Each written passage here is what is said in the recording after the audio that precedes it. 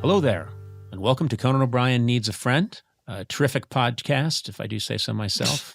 I tripped over the word podcast. You did. And you know what? That means it's not a terrific podcast. No, you by knew definition. Freudian, you were lying. Yeah, that's true. What did I say? Did I say podcast? It sounded like you said podcast. Do you still think you host a show?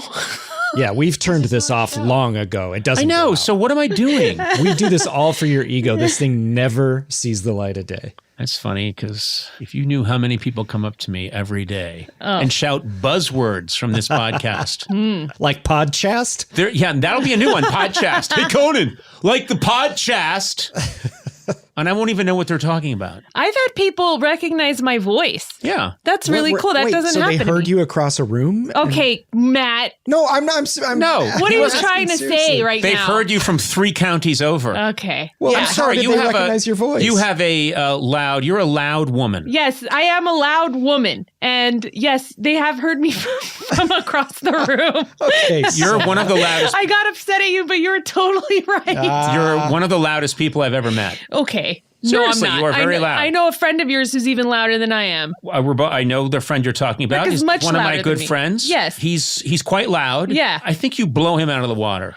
I grew up in a very loud environment. I come from a very loud people, and we are loud. Yeah. Yeah. Okay, that's fine. Just when It's you like try it's it. so defensive. So why would you say that it's not true? Because I feel like you're coming at me from like a very judgmental Not perspective. at all. I think it's great. If you're ever lost in the forest, I'll find you instantly. Okay. You know what I mean? I'd like to go hiking with you just because I wouldn't need a whistle. Huh. You could just start in a normal conversational tone saying, maybe we should get lunch. And park rangers would hear you 9 miles away. Okay. I will say that I'm recording at home, but I have your microphone here and I'm picking you up for this podcast. All right. This is fun. Okay. This is fun. This is so fun. Wait, you're just picking up her voice from a microphone that's sticking out your window? Yes. That's traveling from Hollywood to Pasadena. Yes. Wow. And it comes in perfectly fine. Sona, I think you know this. I think you're terrific. I think you're terrific. I hate this. What are you talking about? I don't know what you're going to say, but I hate it so much. You're a good friend. You're a great assistant. You're loyal. You are so loud. You know what's funny is Oh, this God, is, just say it a little. I know, I was going to say, this is years after me controlling it because Really? people have called me out on it so much. If I really want to talk normally, right here. this is it. Oh, wow. That's Yeah, it. Wow. this is my actual voice that I want, that I have to subdue because people like you. Stop it. Cars are crashing right now. Because people listen to this while they're commuting. And right now people are reaching for the volume button and their cars are going off the embankment. The windows in my office just shattered. Jesus, I hate it here so much. Well, what do you do? Because you have twins now that need to be put to bed. I bet you're very quiet when it's time for them to go to sleep. I'm quiet and then it gets loud in my house just because there's so many ethnic people just walking in and out. People you're related to? Yes, or just people my of all- Armenian relatives. It's a small world ride at your house. Yeah, it's awful. Like, well, I'll just put them down. There'll be a noise machine, and then the door will open. Oki will start barking. People will be like, "What's going on here?" And then, like, then they're awake. Is this awful. your parents? Is this It's your everyone. It's my parents. It's Tack's parents. It's my, cousins, my brother. And do they play their ancestral instruments? How does it? Okay. You can't. I don't know. Isn't there a drum that the Armenians have and a fife? What is it? It's a dunbeg and a duduk. A what? A dunbeg, that's the drum, and then Dunbeg. and Don't the call duduk us is a the dumbek and a duduk. Dumbak and dudu? Is that true? Did you have a dumbak and a dudu at your wedding? I remember was there a dumbak and dudu at your wedding? Yeah, when we first walk into the wedding, I remember there that. was an accompaniment. I thought someone had backed into some trash cans. I'm sorry.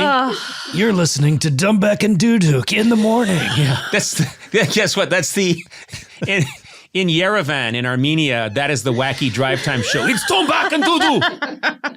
Dumbak and Dudu. Gang, bang, bang, bang, bang, bang. With Sona Movsesian broadcasting live from Los Angeles without a mic. They can hear me in Armenia. Yes. Yeah. Okay, I just wanted to make sure. They don't think you ever left. No. People were like, They just set up a Sona's done statue very of you." well. She never went to America. I heard her this morning. Well, it's Dumbak. born I here. love Dumbak and Dudu. I was born in Yeah. this country. Were you at all tempted to name your twin sons Dumbak and Dudu? I was not at all ever. No. Dumbak, Dudu. Come to mama. I hate when I teach you new things Dumbak, about Dudu. Armenians because No. then you just do this all the time. Dumbak, Dudu. I bought you a bicycle built for two. Dumbak, Dudu. Put that back. Oh, look, the rap sign. I don't see it. It's right there. Nope. I see No, nothing. I was fanning myself. That's not a rap sign. All right, well, look for our other podcasts. Will be broadcast in the morning in Armenia. Dumbak and Dudu.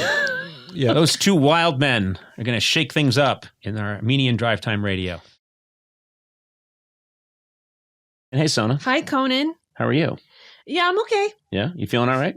No, I'm not. I'm very pregnant, but I'm okay. You were incredibly pregnant. I found out today I have two babies that are both weighing over 6 pounds. Wow. I'm carrying 12 pounds of just human. It sounds like they're fully clothed in utero. They're wearing heavy corduroy jackets, and they've got work boots on. That's 48 McDonald's quarter pounders. Good Oh, God. now I want McDonald's. But that's a lot of baby. Yeah. I will compliment you, and Matt, you will back me up on this. You have visited the show a couple of times recently. Yeah. You're not allowed to drive, but your very nice, cool husband, Tack, drives you, and you'll visit us on the set. And everyone says the same thing. You have two babies, and they're all concentrated in this one area of your body, and the rest of you just looks amazing. You just look, not that, I mean, It's true. and all the women are freaked out. They're like, oh my God, if you just, didn't know, Yeah. if you didn't look at that one part of your body where it looks like someone is trying to hide, I'll just say it, one of those mini fridges under your dress. Oh, you really romanticize pregnancy. Yeah. Yeah. Well, instead of, some Coors Light, you've got two 26-pound babies in you. But you really look amazing. Well, That's what thank I'm you saying. very much. It took me a You long truly time to do. get there, but No, I everyone appreciate says that. it. You look very beautiful. That's very nice. I feel like I kind of actually maybe lost weight, but yeah, which is weird. But I'm cool. I feel like I'm crushing it. And yeah, I'm just ready. You're ready. This is the stage I remembered my wife both times being very ready towards the end. Like, I think she said, get this monster out of me. Yeah, was what she I'm said ready. several times. I'm ready. Yeah. Sleeping, moving, doing anything. I'm ready. Right. And what about you, Matt? I'm good. I'm hanging in there. I mean, I'm no champ like Sona. You're an inspiration, Sona. You look amazing, and it's incredible all you do during all of this. Thanks, man. I You're think welcome. What a nice science is going to moment. make it possible for a man to carry a child. I would Why? love to. I would No. love to. Would you? Yes, I would. I'm kind of jealous. I'm going to be very honest. I'm not jealous at all. I think you're insane. Really? The miracle of childbirth? Yeah, but I'm freaking me out right now just thinking about it. Gourley, think about you carrying a child. Yeah, think about it. Yeah. I waddle in. Like, Uh-huh. I sit down and I go, oh, hi, guys. Well, that's not that different from what you do now. I know, that's true. You don't really waddle, but you're. Oh my God. This transformation that you just went into as the first man to give It birth. shows how little I Nothing. know. Let's see. Yeah. Hi, guys. Yeah. No, it is, of course, the miracle of life. It is. Twins. And you're going to instantly have these two humans. Yeah, I am. Any thoughts about what they might look like? Do you ever try and picture them? I think they're going to be two little hairy Armenian babies. I'm sorry. I don't know how to. They're going to be, like olive skinned. Mm-hmm. They're going to have a lot of hair. You make it sound like they're going to be born fully bearded. Are they going to have thick beards?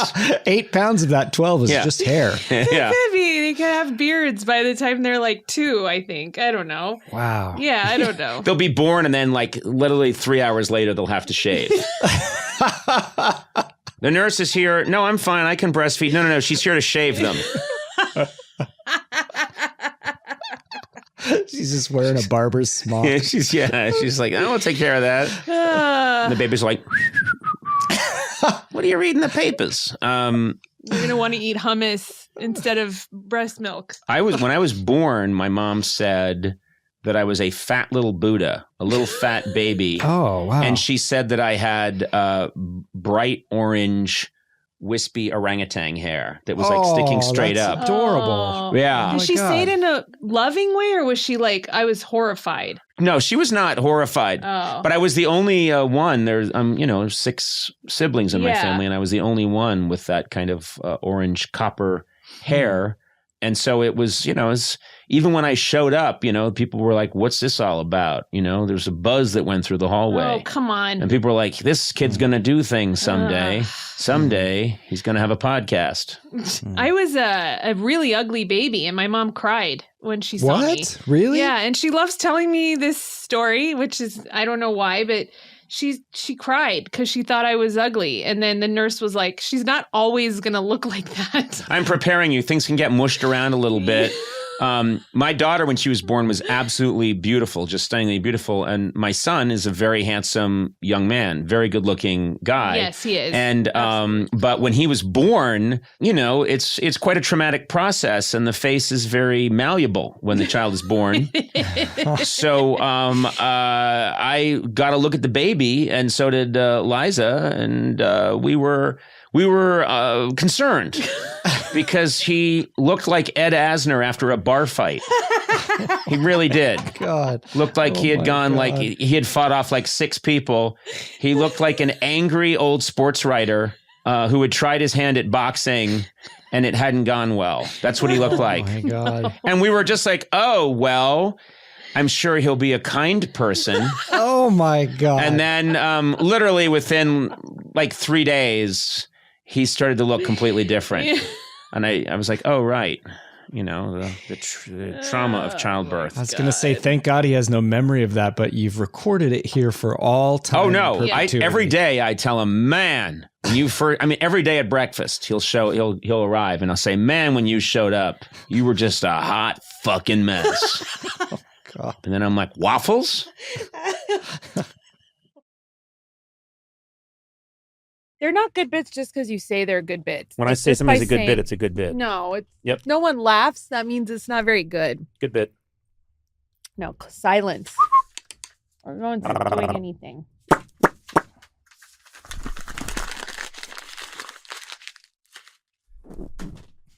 Oh, almost. Almost. Don't do it! Go on, welcome to Conan O'Brien Needs a Friend. Hey, welcome to Conan O'Brien Needs a Friend. And this is a great way to start any episode because just as we counted down, I looked at a little table that's between Sona and I saw that she had her chapstick there, and she was really enjoying blowing on her tea. So I picked up the chapstick, tossed it, and it went right into her tea, and the place exploded in joy, and of course, Sona miserable. And then you said we're here, and that's what we're starting on. It's too good not to kick it off. Yeah, that's a great... We should kick off every episode with me just having thrown something unhygienic into your tea. Come on, man. No, I think that's a bad idea. First of all, you tried this. Well, It's a giant wad of paper. Yeah, thank you. It's an audio medium. I did this. You're like a mime, and then I did this. I'm just mad. I don't know how to react. Chapstick's better. That was fantastic. The chapstick went right get into a your tissue? tea. It made a satisfying clink and then a splosh. Oh, yeah, Yes. you were happy about that? I'm not unhappy. Okay. Oh, you should try and... Can you isolate the sound of it going in? I think I can. I think the mics were hot, Eduardo. Exactly. Let's play that now. See if you can hear it. Yeah, that's cool. Oh, yeah. That's fantastic. That's what a good. great... That's 'cause ASMR. yeah, and also... you're still going to use that lip balm, aren't you? Well, I'm going to use the chapstick, but I can't drink my tea. Why not? Because of all the germs that are on that chapstick. They've just been- That's a hot tea. All the germs are dead. That's not how it and works. the germs on the chapstick that you put on your lips? Yeah. It's on the tube outside. That's why there's a lid, gourley. Oh, wow. So when you walk It's a around, cap. It's not even a... when you walk around and you see like dog shit on the sidewalk, you take out your chapstick and you just roll it around in the dog shit.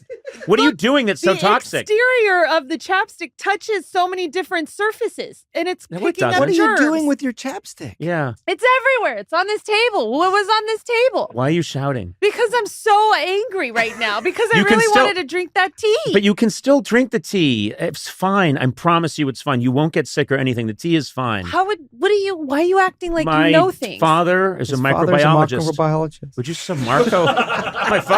my father is Marco Polo. His father's You drink my tea. I would happily drink your tea. And I'll Pass use your it over. chapstick. Pass it over. I will- use my chapstick. I'm going to use your chapstick and then drink your tea. Don't use my chapstick. I Yep, don't know here we about your go. lips. Come Oh, on. now you can't use it. God, I hope you get my herpes. I really do. I really do. I wish I had an outbreak right now. I would kill for herpetic sores. Then I'd get some sympathy from the showbiz community. You two are disgusting human beings. Come on. Oh, stirring the tea Oh, with the God. chapstick. Oh my God. Let me see if I can recreate that sound. Oh, almost. How did I miss I know, it? it was inches away. I held it. You know what's crazy? I swear to God, I held it an inch from an open, wide mouth teacup. Gigantic cup. And I swear to God, here we go. Oh, that's a lovely sound. You love ruining things for me. Don't leave it in there. Oh, it looks fun. It's like a little boat. Come on. Oh my God. Anyway, Sona, tea's not good for you. That's all.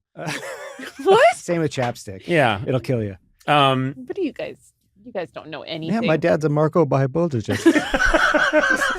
Thanks for sticking up for me. Of course he knows. His dad's a Bogdanovich. Uh-oh. I hate this place. God, you know what? When Sona Force laughs like that means she really is mad. Seems like it. Are you Yeah. really mad? No. I could have another tea brought in here by David. I don't know. Do not make David bring in tea for me. No. David! No, don't do it. Someone get Don't David. do it. I won't allow. I will not take tea that David brings me. Why? Because we're peers, and it's just You're weird. not peers. to He's your replacement. You still are above him in the chain of things. That's not true. I There's can't no way fire Dave- him. What you could if you told me David's got to go, he'd be gone Can like I that. fire David? Yeah. Can Yeah. I fire David? Yeah, Dave. Where is David? David. If you- Just David! try it and see if it works. David. Try firing him. Yeah. Okay, Tell I'm me gonna see do if it works. Yeah, see if I'm it works. gonna fire David, his come ass. on in here. David. David. David. You better have David. tea. They're going to pull this up. What? You know what, David? Pack your shit up. You're fucking done here. I'm so sorry. I can't Okay, do you it. can assist Conan. No. Please That come back. makes Please No. come back. David, quick Okay. question. You are the assistant that was hired because Sona was no longer really assisting me that Wow. much. Okay, I went But on she's- maternity leave. Well, Okay. whatever. I had babies. I had twin babies. I still don't buy this whole maternity excuse. But anyway, I'm only so glad you only said it. 2 babies at once and you get time off? I think 3 babies at once should get you out of work. But anyway, Oh, David, Yeah. the question, Sona said that she can't ask you to get her tea. I ruined her tea. I don't know if do you even listen to the podcast when you're out there? I had other things. That's my What were you boy. doing? I was talking to Paula and Gina. Okay. Well, that's a Really important Good- things Social about hour. like your Good calendar and good like your use of your podcast time. bookings and Yeah. Okay. stuff. So anyway, I brought you in here for it to be fun and interesting, and that was awful. Well, it's like you have a lot of dates coming where you're busy. That's so okay. I'm a very we busy, were working on it. popular celebrity. Anyway, definitely A list or top B list. A B rising. Anyway, I ruined D. Sona's tea by throwing a chapstick into it. Well, that wasn't nice. Thank you. It's kind of David. funny. Think about it again, and then think about your job. That's hilarious. So anyway, and then I said, well, just David will get you another tea because she doesn't want to drink this tea. And then she said, I can't do that. And I said, why not? And she said, because David's a peer. And I honestly don't. I think you're great, David. You're amazing. Thank But you. I do So you think can stop there. No, I think Sona's. Thank you so much. Isn't Sona a click above you? Yeah. No, Yeah. I don't think so. Do you think that Sona could fire you? No. No, I don't think I You know, I'm thinking about Well- it now. I don't. No, if Sona's called you up and said you're out and lose Conan's number, I would call you then. you'd call Yeah. me and you'd be rehired immediately. Yeah. You're right. Sona can't fire I you. can't find. But also, he's your assistant. So why would he be bringing me tea? I would bring you a tea as like a friend. Yeah. Yeah, You can but- ask people as a friend. Yeah, but I could just wait and then go get myself You know what? tea. This tea is seriously fine. It had a chapstick floating in it, but it's not like the chapstick was contaminated I or have anything. a big problem with that, with just foreign objects landing in my drinking I beverages. remember this from New York when Sona refused to ride in a New York cab because she said anyone can have sat in those seats. And I was thinking, what are you talking about? More than that. When you travel the world, you're constantly getting in transportation and sitting on things where someone else has sat. She said they were covered in jizz, I believe, Yes, was the actual. Well, yeah, a lot concern. of other things, a But- lot of fluids. Yeah, but the good thing about jizz is it forms a protective coating when it Yeah. hardens. Oh, Yeah. what? Yeah. It's like a It's layer. like a shellac. Most sneeze guards are made out of dried jizz. That's true. That's a true fact. That's true. Yeah. Come on. Yeah, Those they things- use yeah. them. It's porn runoff, and then they harden, and they cut them into sheets, and they're used as sneeze guards. Porn runoff? Yeah, they have little channels in the floors when they shoot porn, and it collects all the extra semen, and then that's laid out in sheets. It dries, it's cut into sheets, and then it's made into sneeze It's in guards. they're in the condoms. That's where the jizz No, is. that's why during COVID, so many plexiglass things were in need, and the porn industry just rose. Yeah. Okay. Yeah. Oh, all right. We're doubling down on it, but it's Yeah. jizz isn't Some clear. churches have mistakenly used a stained glass window. I went too far. Okay. But what I'm saying is it can be used as a glass, and it should be recycled. You Let's know, have a I am- happy, I healthy am- earth. I'm also taking an Uber home today. So, I mean, Ubers are basically taxis now. Yeah. So it just kind of, I don't know, for some reason, Ubers, I'm like, yeah, it's cool. It's like my friend's car. And then taxis, I'm like, yeah. So, Sorry to cut off God. your story by enjoying this wonderful. You know what? And I have chapstick. I don't wear chapstick, and you think you can tell because my teeth are like just shredded old snakes. Your but teeth? What have your Teeth, your teeth got to lips. do with my it? teeth I and love my when you lips. misspeak. Oh. I do. I Yeah, really I enjoy do it. too. I love when you say the wrong thing. Yeah, and it then must I be could- really fun. Yeah, it to is watch to watch a man's brain decay, and then 2 years from now, when I'm gone, Yeah. and neurologists are saying you could watch the whole thing fall apart when you listen. When you listen to the podcast, you can see it all happen, Mm. and you're laughing, It's funny. and Liza's there Yeah. weeping. She would be laughing.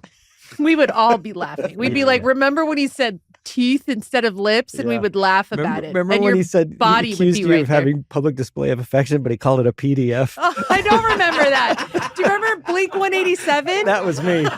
No, No. it was him. Yeah. But I think I said it was me, and then it got written into I just- history that way. Yeah, no, it was me, but I just think Blink 187 is an improvement. You know, it's Come on. Oh. no, you just knock it up a few numbers. You know, Can I just say, last week Conan asked me where his sunglasses were, and they were in his hand. Oh my Oh, I god! love but see, what I'm that. saying is, if there's a neurologist listening.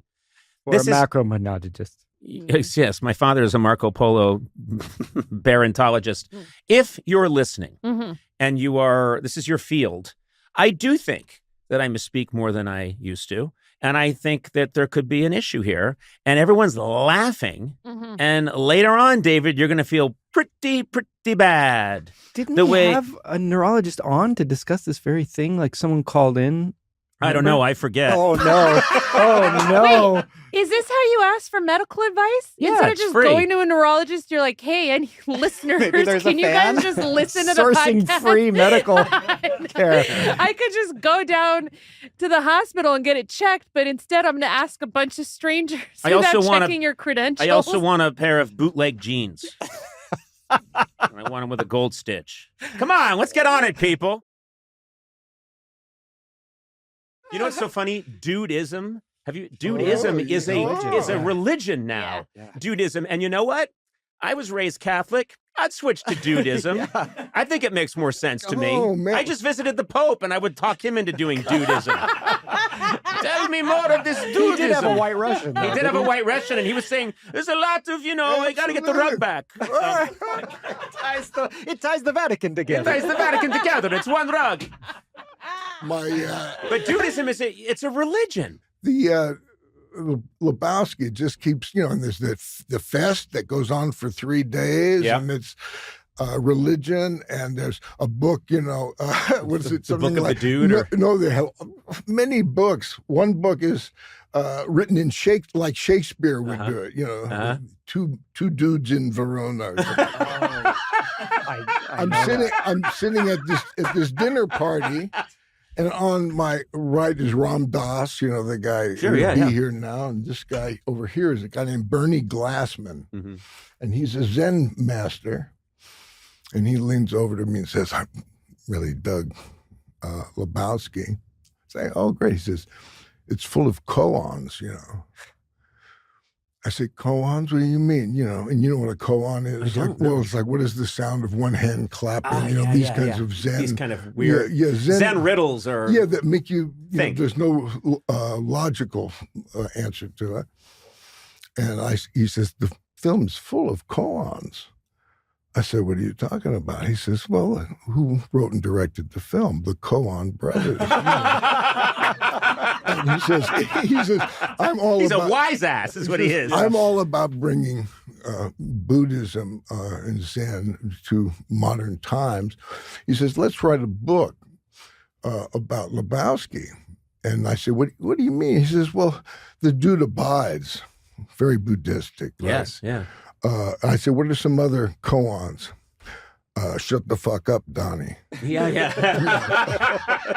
That's a koan? Yeah. Or, Shut the fuck up, Donnie. Yeah, exactly. You know, or well, that's just like your opinion, man. Yeah. So we go up to Montana and write for 2 weeks. When we wrote a book, The Dude and the Zen Master, another blooming thing out of this movie. You know, it keeps giving. You know what's interesting to me is when that movie came out, it was not a success. It was not deemed a success. And but like the best things, it resonates and then it grows and it grows and it grows and it grows and it's going to keep on growing. And I think, you know, like 1,000 years from now, there will be giant dudism centers that people go to. Well, those brothers, the Coen brothers. My God. I mean, they're just masters, and they make it look like it's nothing. But you know, they are the two guys. I think I've met everybody. I revere the Coen brothers. Love them. I'm obsessed with them. Never met them, and I saw them once in a restaurant, and I was sitting very nearby. And I didn't say a word. And you wish you did. Well, I kind of was. I'm. That's how high up they are for me, which is like so I do not. I would not. You know, just to meet them would make my year. They're intimidating. I think so. Yeah, and I have such. They really are my go-to filmmakers, and I've watched all of their films so many times. You can see them over and over and just appreciate the mastery. I mean, with Lebowski, you know, if something comes on that I'm in on TV, I'll you know, watch a scene, click. But with Lebowski, I'll say, I'll just watch, you know, till, you know, Donnie dies or something like that. And that'll keep, I get hooked. Because it's like... I love you watching Lebowski. I love you at home. Oh, man. Watching Lebowski and... it's like a black hole folding in on itself. I know, exactly. In a good way. It's the snake eating its tail. Yeah, it's the snake birthing its tail. Birthing it very nice. Talk about a home movie, man. I mean, that is very much a home movie. I just, you know, one of my favorite parts about that movie is whenever you have a chance to get your favorite drink, you will, as people do that like their drink, they'll kill time just so they can drink more. I always get the sense you're always saying like, yeah, a lot of angles, a lot of levels. And you're bullshitting. You're totally, and I know I've done that in my life when I just am like, I got a nice glass of wine here. My wife thinks maybe let's move on. Let's pay the check. And I'm like, you know, we got a lot to talk about here. A lot of angles, a lot of moves. I just want to have just everyone settle down for a second. Turturro made that movie, you know, another outshoot of Lebowski. What's the name of it, you know? Oh, where he plays his character. Yeah, he plays the pedophile. The role everyone's after. I turned it down 6 times.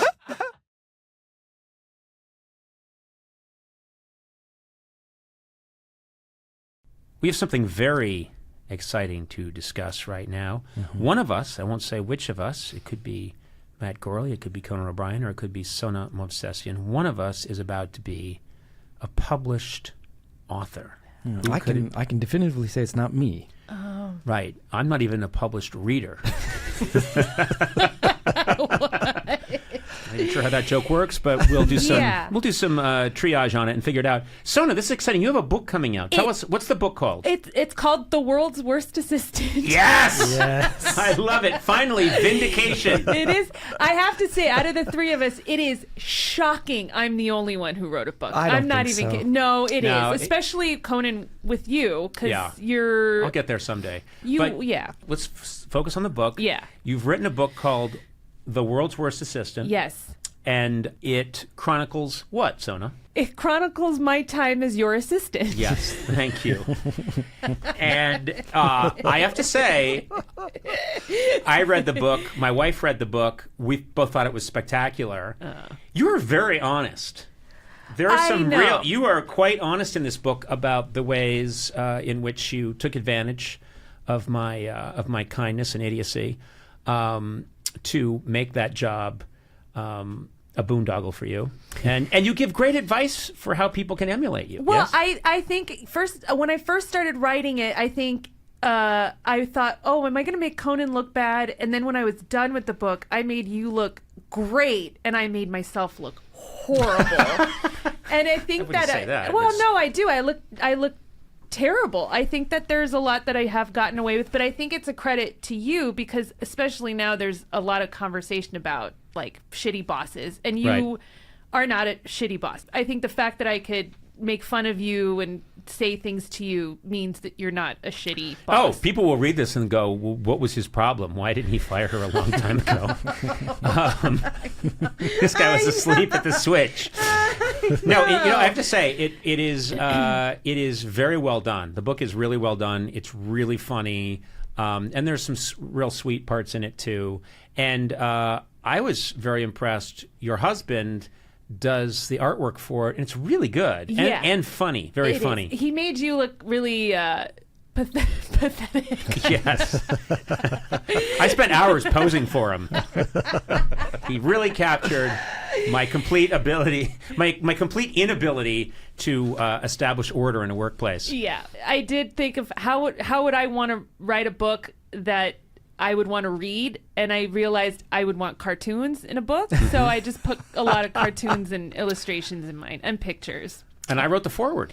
And you wrote the foreword, which is clearly just the strongest, best part of the whole book. It's a really good book. It's, and I talk about how my book peaked at the foreword, and I think it's very true. I have a prediction that fans of this podcast, because I'm constantly meeting people who listen to the podcast, they always ask me, and it's funny, I used to get this a lot when I would, for years and years and years when I was doing the late night show or the Conan show, wherever I was, I could be anywhere in the world, and people would say, "Where's Andy?"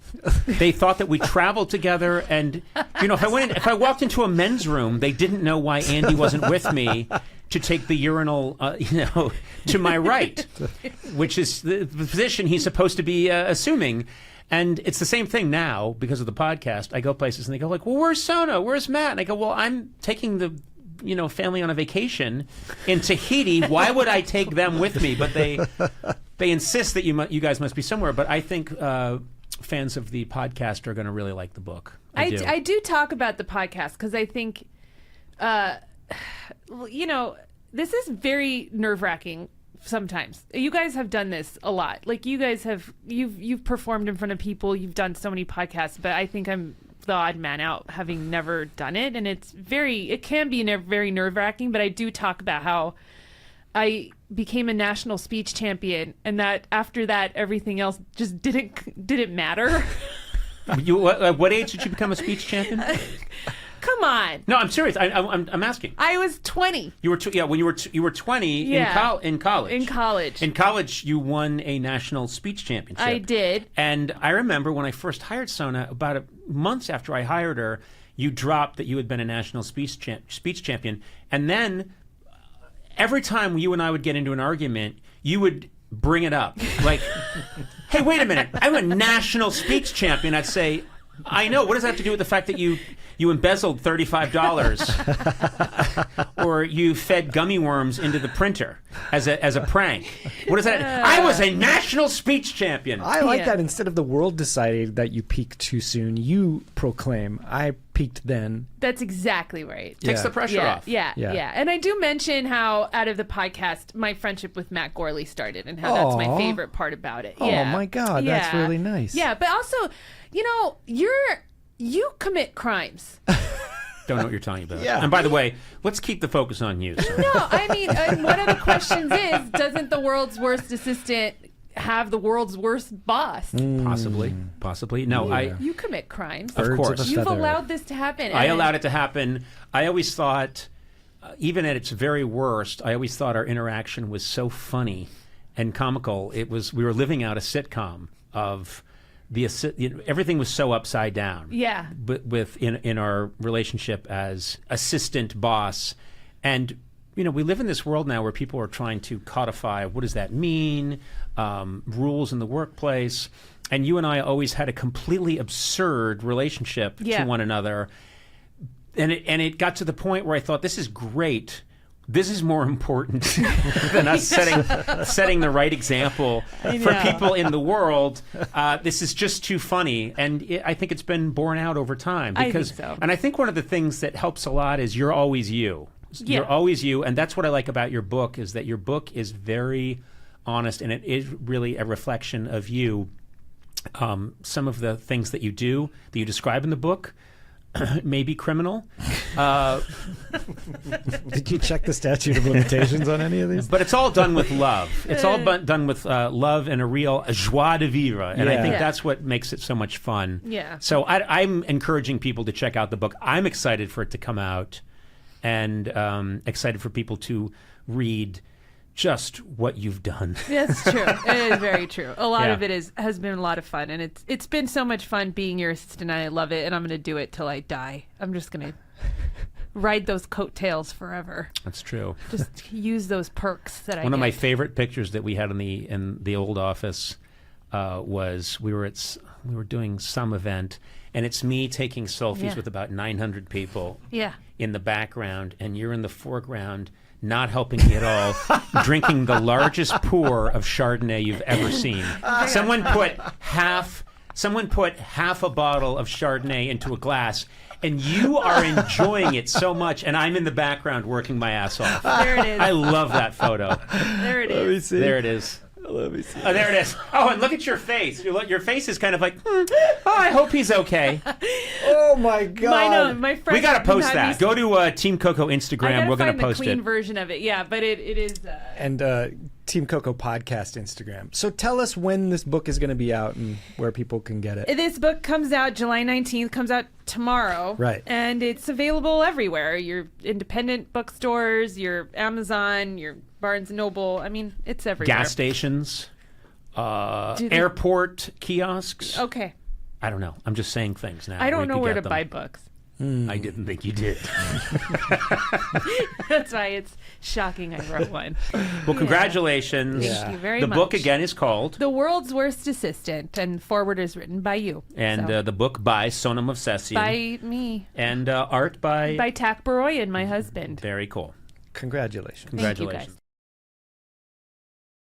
I have to say, I've always, whenever I hear, that is our theme song by the brilliant Jack White. Whenever I hear that tune, or when I sing that song, I have to say, if I was here, hear the yell, back to school with Norman Fell. It's stupid. So I admit that. Norman Fell? Do you know who Norman Fell No is? idea who that is. Did you ever watch Three's Company? I did. Remember Mr. Roper? Yeah. Norman Fell. But why do I need to know his real name? Because he's a human being who yeah. did a brilliant work. I He's can a know him hero. as Mr. Roper. No. You can't. Great argument, Matt. He's also in You Ocean's got 11. me. Yes. You should know people's work. Can I tell you something? Yeah. I just don't understand why I need to know the names of the actors who played these roles on 70s television shows. Because How would- it's just too TSA many might people. quiz you. Also, yeah, the TSA you could get yanked off a plane at any moment. And they will ask you basic questions about American pop culture, and you need to know them. Second of all, how do you like it that on the internet you're mostly known as Crazy Conan Lady? Is that right? Yes, she's just Crazy Conan Lady on the internet. They don't even know your name. Wouldn't you prefer if they knew that you're played by Sona movsesian? I think that I've been with her so many times. She's like, people come up to me on the street, and I'm often with Sona because I'm showing her the errands that I want her to do, and I'll be saying like, this is where they do the dry cleaning and stuff, and if you could pick it up, and she's like, fuck you, I don't do that for you, go fuck yourself, and and then we get into a slap fight, but people are always coming up to me going, oh my God, it's Conan O'Brien, that's sorry, that's just my life, and it's embarrassing to admit, but you bring it up a lot. I'm sorry, but oh my God, Shaz, which is the sound of them having diarrhea when they meet me. Excuse me? Seriously. Excuse me. What kind of diarrhea? Did you know is this? Shaz? Can I say something? And this is a real thing. When we were at Warner Brothers, there was a tour. Remember the tour bus that went around at Warner Brothers, the tram? Yes. Yeah. And so they'd get to see like, oh my God, there's this star, there's that star. And I don't like to brag, and I can't believe I'm bringing this up. You do like to brag. I don't. I really, Gourley, I don't. It makes me uncomfortable. Okay. I'm like Johnny Depp during the trial when he said, this is embarrassing, but anyway, we went to get clean. I went to the island that I own. And he actually said that. He said, I don't know how to say this. It's rather embarrassing, but I retreated to my island. Oh my And I'm God. like, yeah, what? Anyway, the tour, they drive it around the Warner Brothers lot. And whenever they would pass me, they had to actually put in special grating in the seats underneath. People got so excited when they saw me that everyone would get diarrhea. So they put a grate at the bottom of the tram at Warner Brothers to catch the diarrhea in a giant tank. What makes you think that's them excited to see? Oh, it was as that. opposed They were to very revulsed? excited. No. And the sound was Shaz. No. It was just, and it got to the point where sometimes it was so loud that if actor Chaz Palminteri was nearby, he used to come by and say, am I wanted or was it a Conan sighting? And we would go, we're sorry, Mr. Palminteri. The tram, and he'd be like, I know, the tram saw Conan. And he was always very good-natured about it. Yeah. But whenever the tram would go by, oh, look, there's Jennifer Aniston, they'd be like, oh, wow, I can't believe it. One of the friends, or they'd go by another, oh, look, there's Christian Bale, he's shooting the new Batman. Yeah, okay, whatever. And then they would see Conan, Shaz. And then Chaz Palminteri goes running through the Warner Brothers gate, and he'd go like, me or Conan diarrhea. And they would go, it's Conan diarrhea. Would Chaz ever Shaz? Once. One time, Chaz Palminteri, I was having dinner with him, and he said, let me get it this time. And he one time picked up the bill, but he didn't look at it first. He forgot that we weren't, we both of us used to usually eat at the Olive Garden, but we were at we were at Craig's, which is more expensive. And the bill came, and it was not what he expected. And I heard, Chaz. Yeah, it was one guy. It wasn't a whole tram full of people having diarrhea when they see Conan is Chaz. Oh, but my God. Chaz Palminteri having quick staccato-like diarrhea when he sees $800 for 2 club sandwiches. Chaz.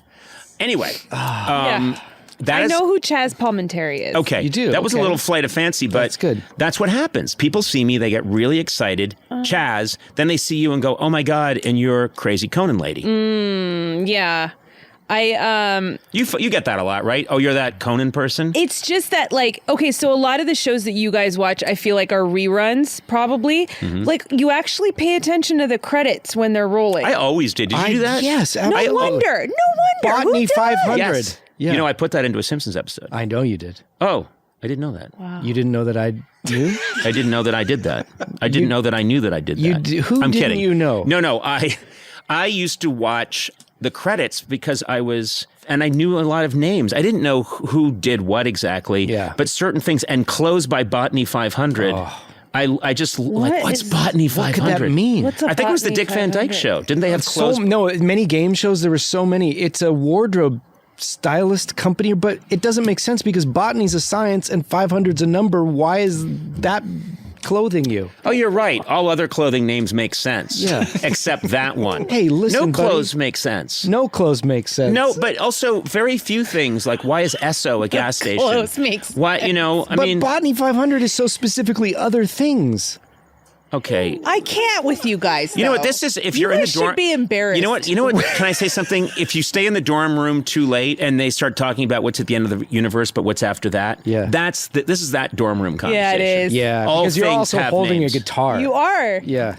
I am very happy to see you guys. It's been a little bit. It's been a while. It's been I 3 think weeks. you've been out ballooning or whatever you do, and I've been traveling the globe, and we've been having. I've been here. What's that?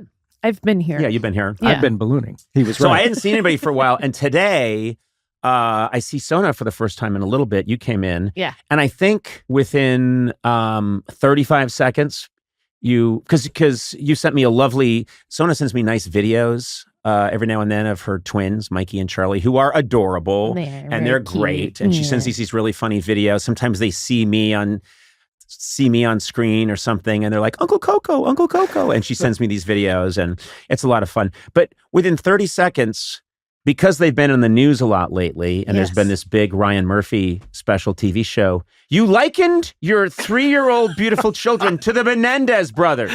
And then we started talking about how they were going to, you might send them out on Halloween as the Menendez brothers. That's pretty great. That's pretty great. I think what I said was I'm scared of watching monsters because I have 2 boys. And you never know. No, you do know. You don't. First of all, I told you I'll get you know. steel pajamas. That will protect you when they come bursting in. You never know. I don't know what happened. You do know. They're you not. do. I mean, I think you have a 55% chance of your kids not killing you intact. 55%? That's pretty good. That's like, above 50%. Isn't it contingent upon how the parents are? That's what made them the way they were. So you should. Well, look that's inwards. That's controversial Is it? because Okay. it's the big question of the movie is, what did happen to the kids? Did they kill them for the money, or did they make up this story? Who knows? It's this big question, and there's a lot that we will not litigate here on this show. Okay. I think we should stick to the meat of the issue, which is that you likened your twins to the Menendez brothers, and then started talking about them going out on Halloween. Yeah. What, with little shotguns? I don't know. I'm not going to Wearing get them. wearing pastel shirts. One of them It's a wearing pretty good costume. one of them wearing a wig, and the other wearing glasses that he didn't need just to soften his look in court. And would you go out as their lawyer, wear like a yellow wig? Yeah, well, I mean, will it read? Does one dress up in like a tennis outfit, and then the other Are they the Menendez brothers at trial? I think that should be them at trial. Oh, when and they're just little... when their lawyer tried to soften their image by having them wear pastels, Okay. and told Eric to wear glasses that he didn't need. They didn't have any lenses in them. Yeah. I think it tipped it off to the jury several times when he scratched his face through the open glasses. Or did this with a handkerchief. Yeah.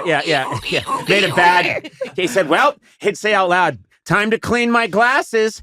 And then he'd take a and go, You wouldn't convict a guy in glasses, would you? yeah, because these are real lenses.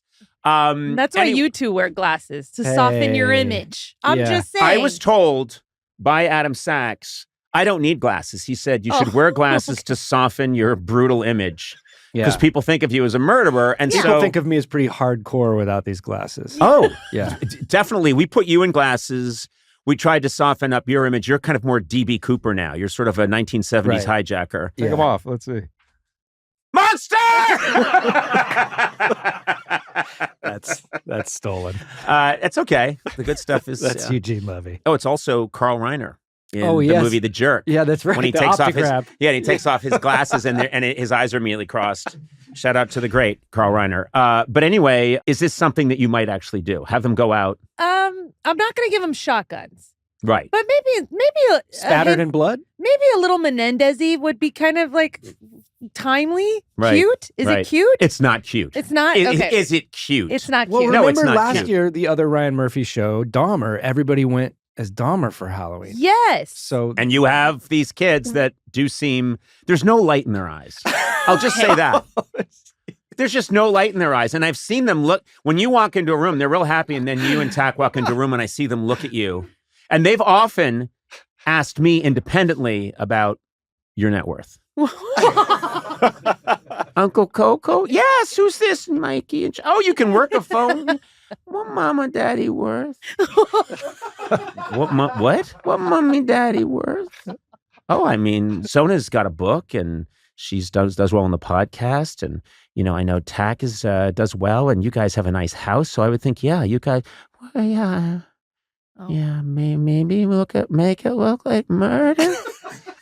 Why do they talk this way? Why are they telling you the plan too? Well, And that's what the Menendez brothers did, and they trust me. They said, the Menendez brother told you? No, they told Dr. Oziel, their therapist. Oh, yeah. But I do believe there's a good chance they think of me as, first of all, anything you say to your Uncle Coco is confidential. That's not true. It is true. That's not true. And I also and by the way, I'm talking about it on a podcast. Yeah. I also think, I don't even think they would kill us for the net worth. They would kill us for like a popsicle right now. The stakes are much lower That is than the currency for them right now. Yeah. It's like, can I have a piece of them M&Ms? And then they would kill us for them. Yeah. That's okay. I mean, I don't know. We all go through a phase. Either way you slice That's okay. What are you talking about? No, I tried to. I mean, my brothers and I'm one of 4 brothers. We tried to get our parents a couple of times. We just weren't very organized about it. But there was 4 of you. I know. There's 4 of us, but I didn't Marx say, brothers. A, we're physically uncoordinated. Okay. The O'Brien boys. Uh-huh. And we never had a clear plan. Okay. So it was just, sometimes I'd come into the room and I'd have a gun, but Neil would have a pillow. And I'd be like, what do you have a pillow for? I thought we said guns. And he said, no, I thought we said pillows. And then my dad would wake up and go, what are you doing in here? Get out of here. And we'd get scared and go, and leave. We never got our plan straight. Oh, okay. Yeah. All right. Well, hopefully the boys won't either. I don't know. No. There's just 2 of them. Hey, root for their success. Yes. You know Always what? You're root for your right. children to succeed. Yeah, I'll be like, good try, guys, if they try something, right? Yeah. Good try. Yeah, you tried. Did it. The important thing is you tried. tried. So you took tack out, but you missed mummy. Good job. Here's a trophy. Yeah. Should be a trophy. This is so dark. This is really dark. I thought it was maybe too dark for our podcast, but you guys were like, no. And Adam was like, thumbs up. We should be rolling on this. And I was like, really? I think it's too dark. You're beautiful This is children. dark. This is It's because they have brown hair, they have brown eyes, they're a little Menendez-y. and also there's nothing in the eyes. There's no light in their eyes. I saw when they were babies. Come on, you can't say that just because they didn't laugh at things you said. That's what this is all about. That's what this is. You Here's want? what this is about. Yeah. Man, I gave them my A-level stuff. I know. Time and time again, I burned more calories trying to make these kids laugh, and I couldn't get them. I started to get them recently, Yeah. but usually I can get them at 1. I couldn't get them at 1. I couldn't get them at 2. Even now, it's tough. Yeah, it's tough. And first of all, I should get something for just facial recognition. Like, oh, he's worked. I know him from the clubs. I should get something, I should get You get a trophy. I should get something. No, you don't get it. If you don't earn it, you don't get it. Well, when people don't laugh at my jokes, I think they're sociopaths. That's what we've learned from Spoken this. like a true sociopath. Exactly. All right, we got to get into it.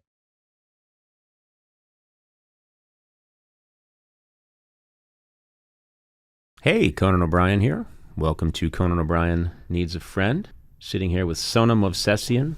Hi. You were staring very intently at your glass of water. I was trying not to be loud about it. I feel like I'm very loud when I do things, so I'm trying to be very gentle. No, but you were down and you were staring into the glass. In kind of a. I don't know. I zoned out. I think I zoned out for I think you completely zoned out. I don't even think you realized you were in studio. Right. And how are you, Matt Gourley? I'm fine.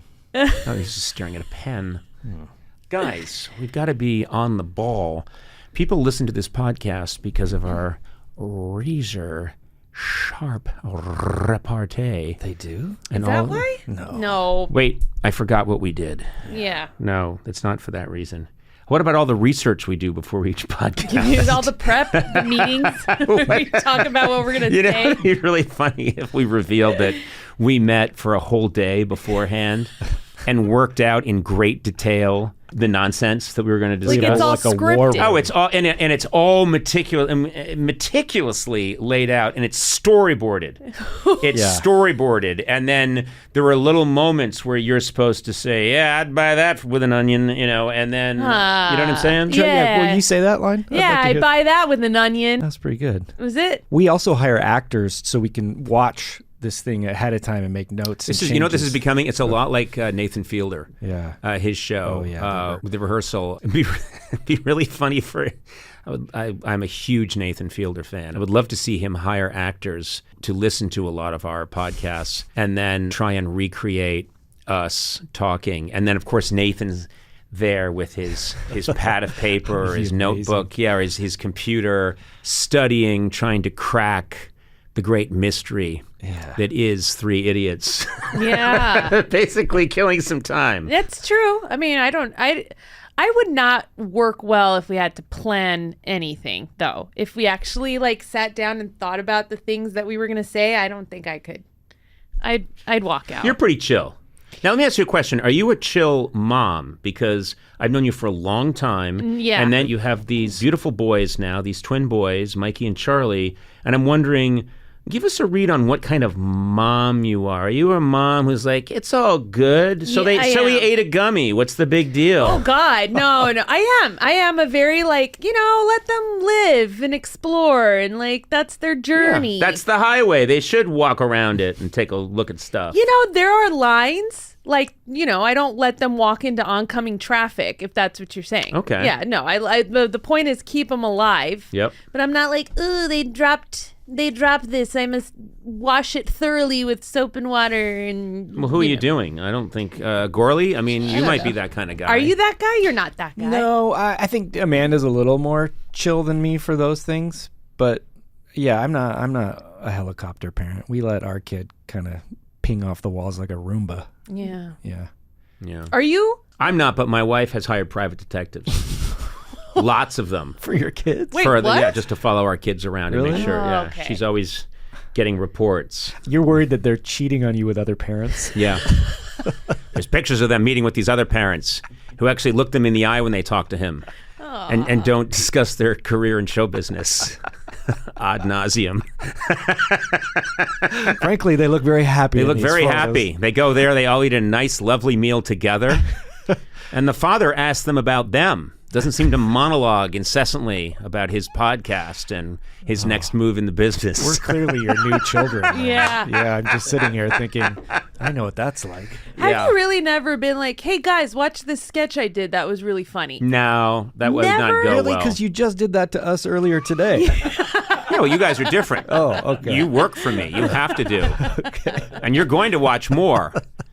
Eduardo, cue up 75 sketches I worked on for SNL that are at best a B or a B+. But what if they're like, oh my God, I love Brad Pitt. You're like, well, I did a bit with him years ago during late night. Here it is. Look how cool I am. No, Okay. they're not. And this is, I shout out, I mean, I really love my kids for this. They're, I think on some deep, deep, deep level that could only be found on an MRI, proud of me. But, they think, okay, he's paying the rent. Good for him. You guys are renting, huh? Yeah, we are. Too bad. I made some bad investments. Anyway, I can make it. I just can't hold on to it. I love the ponies. I'm always at the track. Be great if you saw me every week at the track, and I'm always walking out at Santa Anita, and I'm always tearing up tickets angrily, and I'm wearing a rumpled shirt and a crappy pork pie hat. That's what I pictured. That's Yeah. exactly what I pictured. Yeah, and I'm just mad. I was Betting there. $2 a race. Yeah, $2 a race, and then just chewing out someone who gave me the bum tip, screaming at jockeys when they're trying to get to their car. That horse had gone fast if they'd put a bank safe in the saddle. Sir, we really don't need to take this abuse. Yeah, so that's me. That's me. No, but I give them a lot of credit because they are certainly not sycophants about my work, which is really nice. That's nice. Yeah. But you've done I know Beckett's into The Simpsons. Like you've probably shown him like the monorail episode. Well, I didn't. That was nice because he found that on his own. Oh, okay. So he just was into The Simpsons, and I didn't really say anything about it. And then I think one day But did he he saw know my you name. He didn't know? Oh, that's I think amazing. he might have known, but it's interesting. He found The Simpsons pretty young, and it's not. I don't walk around saying, you know what I used to do, because my wife won't allow it. Not because I don't want to. Yeah. She really I clamps down can't on wait that for kind my of talk. daughter to find my James Bond podcasts and really be floored. Oh my God. I hope She will be, though. No. She will be. No. There's a certain age where they're proud of you because you're the only parent they had. You know? What?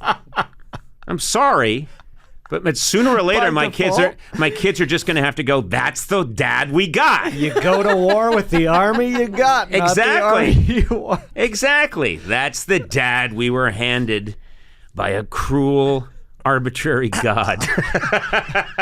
And they'll find little things about me that were okay.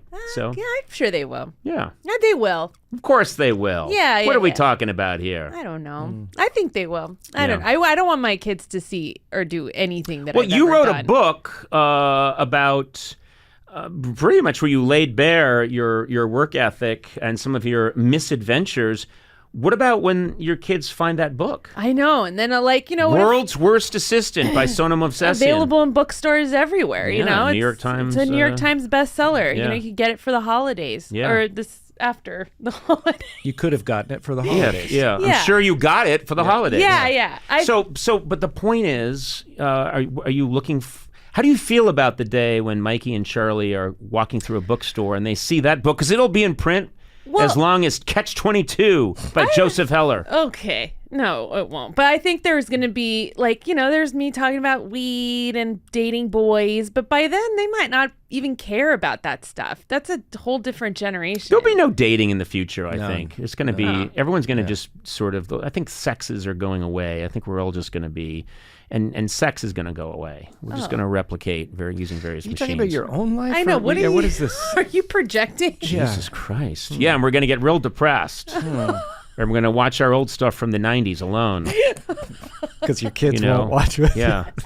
Where you're sitting next to a young Andy Richter. Wait, this isn't me. I'm talking in broad general terms about what's going to happen to civilization as we go forward. You're going to start taking those pills you found in the park. Now, Matt, you seem fine, and as you can tell, I'm fine. I am. Well, I'm just in general, like baseline, you're not No, fine, I but- know baseline I'm not fine, but Yeah. my chemistry has not been altered. Sona, you were 3 sheets to the wind. I'm and- not 3 states. Hold on. I'm just I'm drinking a little quicker than I normally do, just because it's a great drink and you can't taint it. No, it's a great drink, and you can't taint it. Great. Now, Come that back is in your face. That is an advertising slogan every liquor company wants now. Every spirits company. Ryan Reynolds is calling right now to say, hey, can I use that for my gin? It's a great drink, and you can't taint it. You can't taint That it. flavor's so good you can taint it. Your taint can taint it. Okay, Sona, please. There's a danger at some point Oh no, that keep you'll going. become unprofessional. Okay. Drunk Sona is funk Sona. It's good. All right. No, I'm fine. I'm in a good place. She's in a really good place. Now, We're good. We're who's fine. looking after the kids tonight? That's They're a good here. question. I No. don't know. No. What are you talking about? No, when we were before the show, when you and I were down the street, you had a lovely conversation. I think your husband's there, and I Yeah. believe your father's there as well. No, my in-laws are watching the babies, and Tak is at his karate practice. Has he ever used karate in real life? Has he ever been attacked by a bunch of ninjas in the street or anything? Okay, you don't. I'm you know asking a what? real It's question. I'm asking a real question. Can I weigh in on this? I rode in with Sona today, Mhm. and I was riding in the passenger seat, and in the dashboard there was a solid block of mahogany wood, and I went, "What's this for?" And she said, sometimes when Tak drives, he just puts that on his lap and punches it." Yeah. Oh my He's God, that's conditioning his- impressive. I'm wondering, have you ever seen it in action? I mean, I've seen him do karate when I've gone to exhibitions and stuff. But if you're talking about, are we walking down a dark alley and someone jumps out and is like, "Give me all your money," and then he's like, Chop, "Karate." chop, chop. He doesn't say chop, chop, chop. Why not? That's Yeah. not. You don't. You're supposed to. Karate is not saying Yes, chop, yes, chop, it chop. is. Yes, it You're is. supposed to say chop, Yeah. chop, chop, chop. My point is, there's a part of me that's a little curious. Yeah, I kind of want to attack your husband just to see what would happen. he would brutally beat you. Do you really think But so? I also don't think you need any karate training to brutally beat you. What if we went and did a home invasion tonight at their house? Yeah. So when he went. You know what's really great? Mock home invasions as a prank. Yeah. In California. That's a wonderful idea. Hey, I got a better idea. Let's do that in Texas. Let's go do some mock home invasions just for fun and see Yeah. how that goes. Oh, why? Well, Because they he- have guns? They have a lot of guns. Their guns have guns. Yeah. He went out of town, and I went to go get a weapon to protect myself, and he had a sword. So I was sleeping, and I had a sword next to me the whole time. But if anyone ever broke into my house, I wouldn't know what to do What with did I it. tell you earlier today? that there's a certain friend of mine who's also known, he's in the public eye, who regularly gifts me weapons. Yeah. We're talking about Joel McHale. Yes. Joel McHale every Christmas gives me a deadly weapon, but they're all kind of interesting, like weird blades and crazy samurai swords and a mace. He gave me a modern day mace, like that you could, hit someone over the head and with. A ball with spikes. Yes, exactly. So I have all this stuff in my house. So crooks, robbers, and ruffians, beware. I'm armed with a Joel McHale armory of stilettos, blades, bashers, and smashers. Oh, look, our pizzas are ready. Oh, thank God. Just in time for me to stop Yeah. this Oh, crazy look at monologue this. that's going nowhere. Oh, what do you call that? Growth. A pizza ward. A pizza ward. Yeah, one Wow. of the pizzas looks like it needs surgery. Is that my guy? Yeah, That looks amazing. Got olives and Thank you so much. So I just take the whole thing. Yeah, you can take the whole Oh my God, that looks really nice. I'm gonna fuck So- this pizza up. All right, Sona, just take it easy. I'm gonna marry God. this pizza in a courthouse wedding. Yeah. I want to write this pizza a letter stating my intentions and hoping I get a affirmative response. That's very good. Let's hear you chew 'em. Let's hear you chew him, Eduardo. We were gonna get. Oh God, help me. That's delicious. That is very good. Gentlemen, Okay. GG Chris, this is really good. Thank you. You're welcome. This guys. is, We I can do mean, it. I love pizza. I love pizza. I love pizza all day. I can't believe your songwriting career never took off. Guys, this is cooked the exact correct amount of time. Thank you. Yeah. Chewy, but not too crispy. I like it a little chewy. Huh? Yeah. You heard me. No, I said chewy, which was a good thing, and then you said, I like it chewy. And that's like me saying, my wife, she's very pretty. I like pretty women. What's wrong with pretty women? No one was disagreeing with you, weirdo. Are there napkins? Look, just We can grab lay this off. Okay. I'll get you some. No, hang out here. Listen, We're my good. congratulations to you, and we got to give it up for pie. This is It's an all amazing. the pie. It's not us. Yeah. And guess the what? oven right here. DG and Chris, thank you guys. Thank you guys. Wow. Can I do this if I don't know how to make pizzas? Yes. Okay. Yeah, 100%. There's a little learning curve. I wouldn't throw a party and start making pizzas for 30 people. Do it by yourself. Do a couple trial runs, and then you can do that. Should I Give it open a one or two business? tries, you'll be an expert. I did that. I opened a pizza restaurant, and I have never made a pizza before. And I did it in New York at a very intense area where there's a lot of competition, and I had never tried it before. And guess what? The place failed immediately. Devouring this pizza. All right, stop it. It's really hard. This is really terrific. Thank you. And thank soon you'll hear in the next installment the juices in my stomach working away. Ooh. Boo. Yeah. This is a celebrity scoop.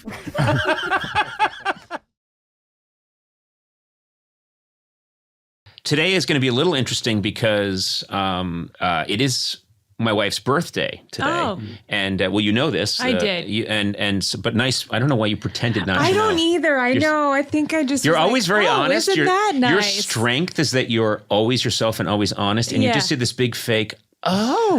No, I don't know why I did that. Right. So you're going to learn a little something about me, which is I have some abilities and skills. There are things I'm good at, and then there are things I'm terrible at. Okay. I'm terrible at wrapping presents. Awful at it. And when I wrap a present, it really does look awful.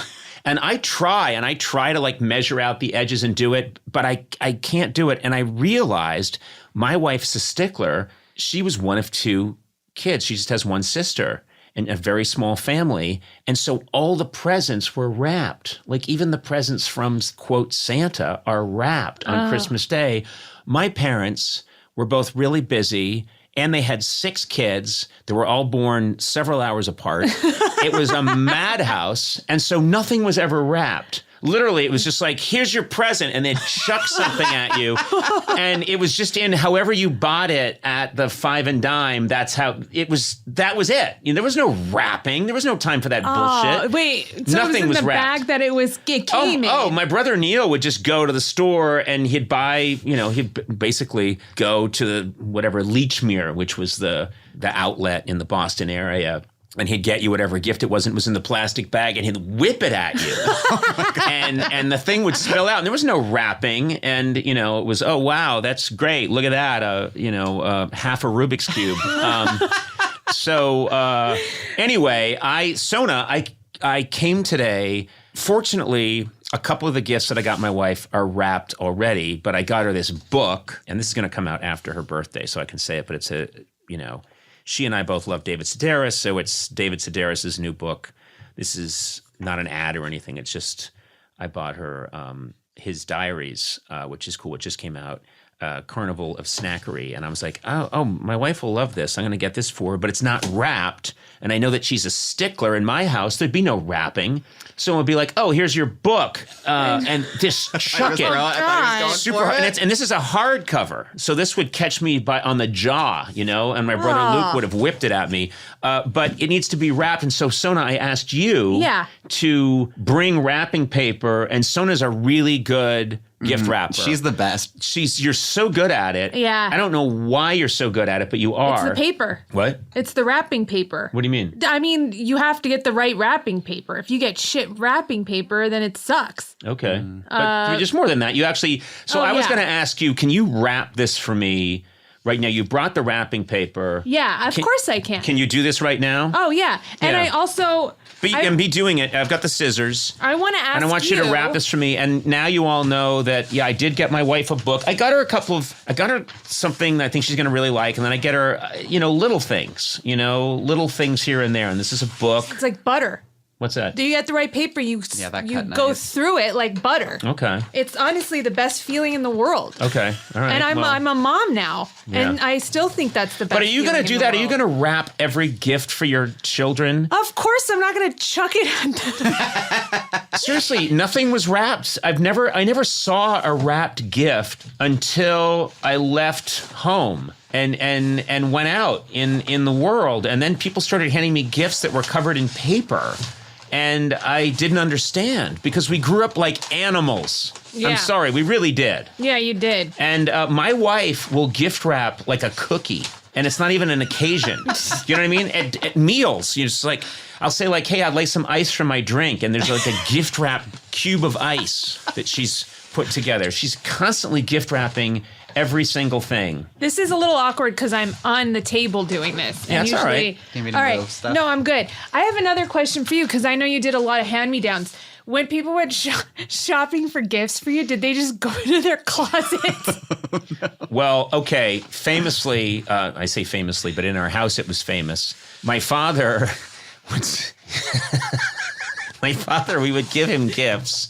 He'd be like, oh, that's so nice. But he's very particular about if he would use the gift or not. And often he'd be like, oh, that's very nice. And then he'd take it upstairs and he'd put it in his study and then quite possibly not use it. And then it would hang around his study, all these presents that he never used, and he wouldn't even take them out of the box. Like they weren't wrapped, but we could see them. Uh-huh. And so my brother Luke once waited a couple of Christmases and noticed that my father had never used the clock radio that Luke got him 3 years earlier, and that it was still in the original packaging in my father's study over in the corner with a bunch of other gifts that he had never even bothered to use.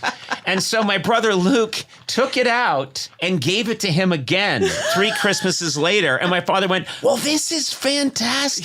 Did he know? He didn't notice? He didn't notice. Oh, my God. My father didn't notice. And he was like, isn't this fantastic? Oh, and look, it has AM and FM. Well, look at that. Isn't that wonderful? And then it went right back upstairs and went back into the study and wasn't used. Did you ever call him out? You don't call my father out on anything, David. I've never had an emotionally honest conversation with my father in my life. Aww. I love my dad. I want him to know that. And the only way he'll ever know is because I'm saying it now on this podcast, and maybe someone will repeat it to him. That's how Irish Catholic we are. Oh, man. I can't believe you are. I just called you Nev, my daughter's name. Oh. Because I think of you as a very immature child. Never. Anywho, that's beautiful. That is great. You did that just while we were here babbling. Yeah. And I was having a major breakthrough about my dad. A breakthrough? Were you really having a breakthrough? Come on. Well, I mean, the thing about him, never get the gift that he... That's pretty funny. I'd like though. one time. I'd like him to have said like, oh, I like this, and then you actually use it. But that never happened. No. It's too particular and finicky about exactly what he wanted. But anyway... Why didn't you just ask him what he wanted? Because I'm afraid what he might have told me. What was he going to tell you? A better son? Oh, no. Exactly. A son that didn't disappoint. Wow. That was, you know what? That was funny / true.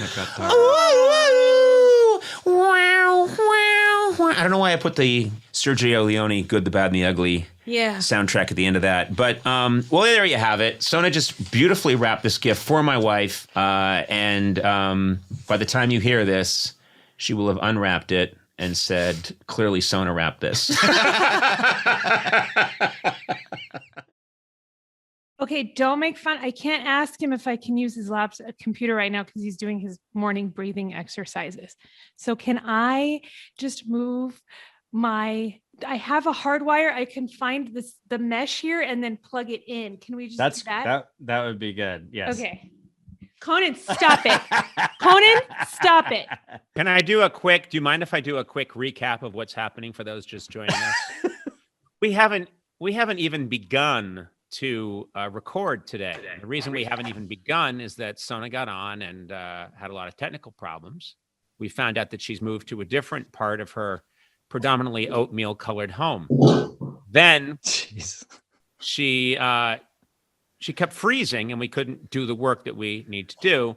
And then we found out what's the problem, Sona. And she said, well, I'm not using Tack's computer. That's her husband, Tack. And I said, well, why can't we just go over and use Tack's computer? That's the one you always use, and it's never a problem. And she left, and then she came back very quietly and said, I can't disturb Tack. He's doing his breathing exercises. So we're finding out a lot about Sona's home life. A, home made of oatmeal. B, husband cannot be disturbed when he's doing his breathing exercises. I, too, do breathing exercises. It's called living. I just breathe in and breathe out and go about my business. I've been doing it since a little baby. My parents before me, theirs before them. I think this probably goes back to a period of time when we crawled out of the sea and started taking in the oxygen through our newly formed lungs. Of course, Tack needs to reserve a time to do this. Matt's not listening either. Matt's busy making his house look more like a newsroom from the 1960s. It's the nicest thing anyone's ever said to me. Some cameras in the background. He's about to tell us that in 10 minutes, Nixon and Kennedy will debate. I don't know where Sona is. She's creeping around. This is a problem. Oh, what happened?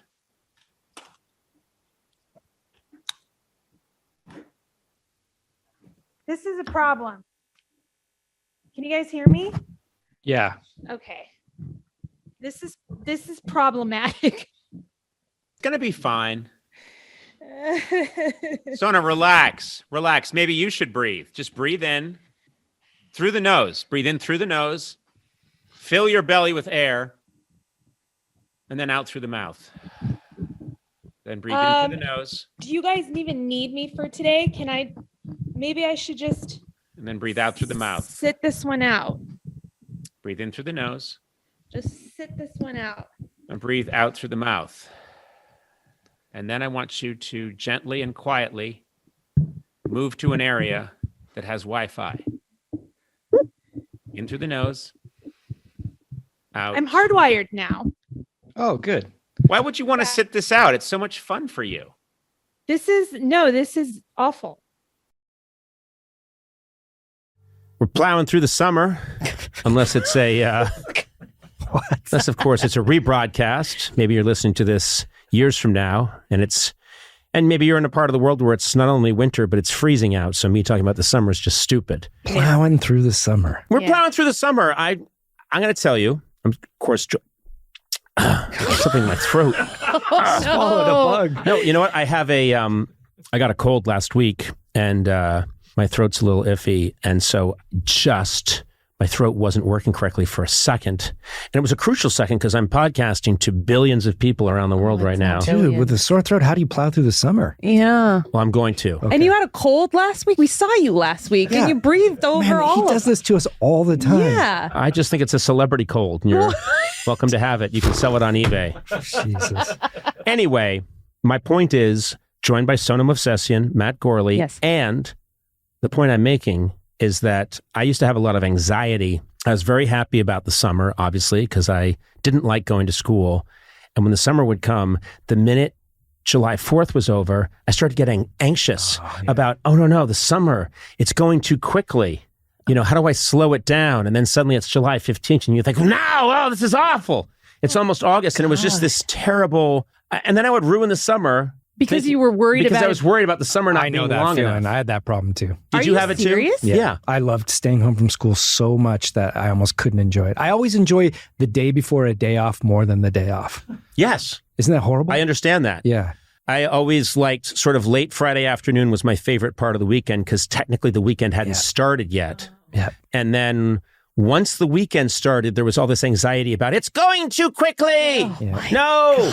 Yes. That is not me at all. I enjoyed it up until Monday morning. You don't get Sunday blues? No. Oh, I would get terrible Sunday They're blues. the worst. I didn't even know that was something people had. Oh, I used to bust out my harmonica Oh my God. and I used to sit on my front porch in Brookline, Massachusetts. Wah, wah, wah, wah, wah. Got the Monday blues. Wah, wah, wah, wah, wah. So you guys just didn't enjoy Down to my yourselves. shoes. Oh, I made my room into a prison cell and I just rub a cup against the bars. You don't rub it, you rattle do. it. you That's rub it? Rub it is You rubbed erotic. it in your It was room? a purely sexual thing. You guys didn't ever do rub a cup? Come on. I can't wait. man, you're Oh, good, missing everyone's out. gone. I can rub this cup against these bars. Takes away the Sunday blues, let me tell you that much. Oh, Anyway, boy. yeah. And so now I don't have it as much as an adult because I don't have to go to school again in the fall. Yeah. But I had it, a bad case of it.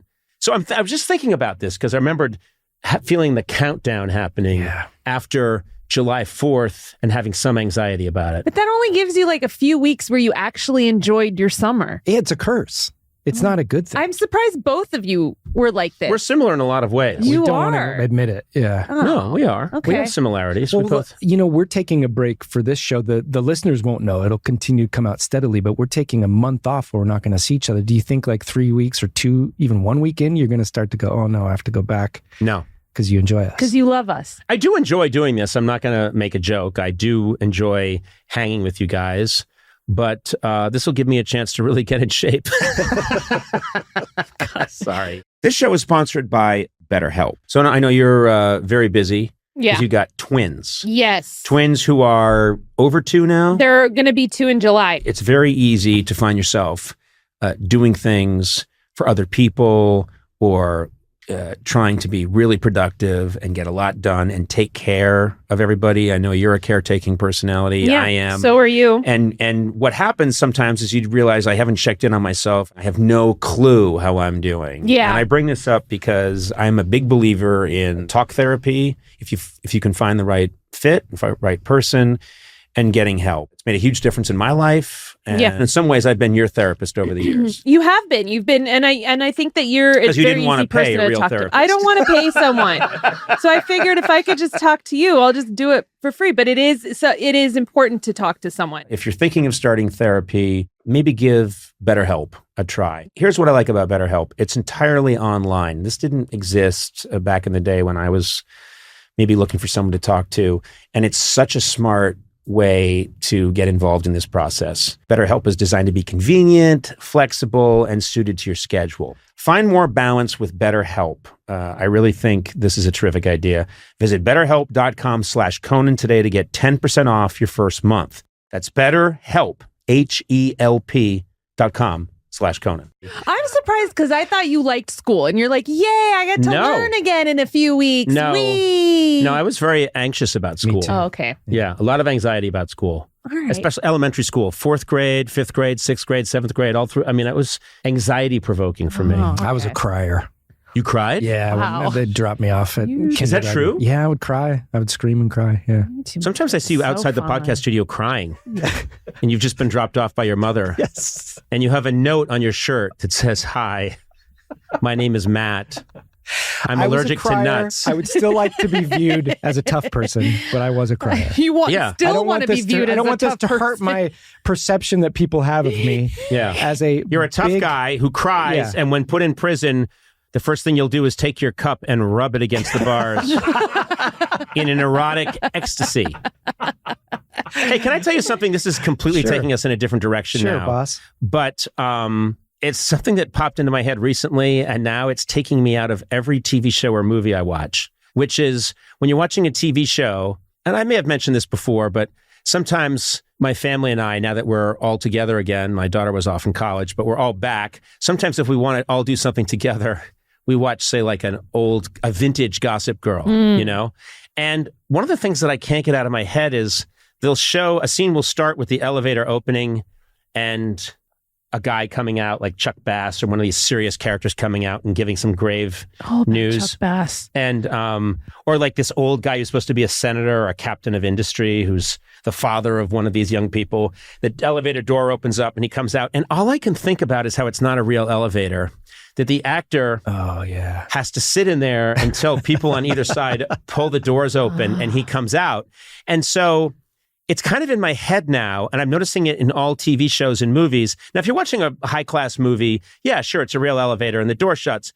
But in a lot of cheesy TV shows, especially from the 90s, 2000s, a character will say something like, "You haven't heard the last from me. I'll be back, and when I am back, you'll all wish you were dead." And he'll step onto an elevator, and there'll be dramatic music, and the door's shut, and I know that the actor's now just standing in a box.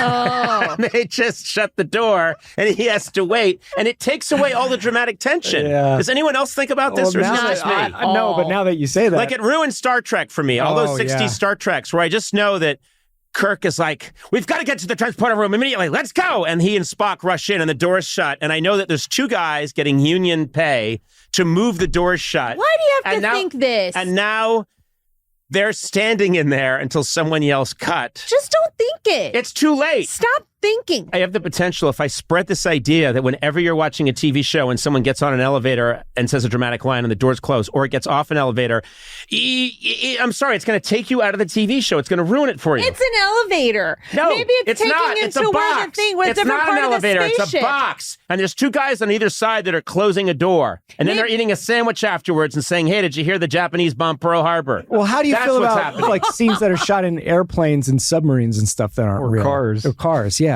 Oh, first of all, it's just the idea that they get in a, it's so Yeah. embarrassing that they have to get in a box and say something like, "I'm going now up to the top floor, the very top.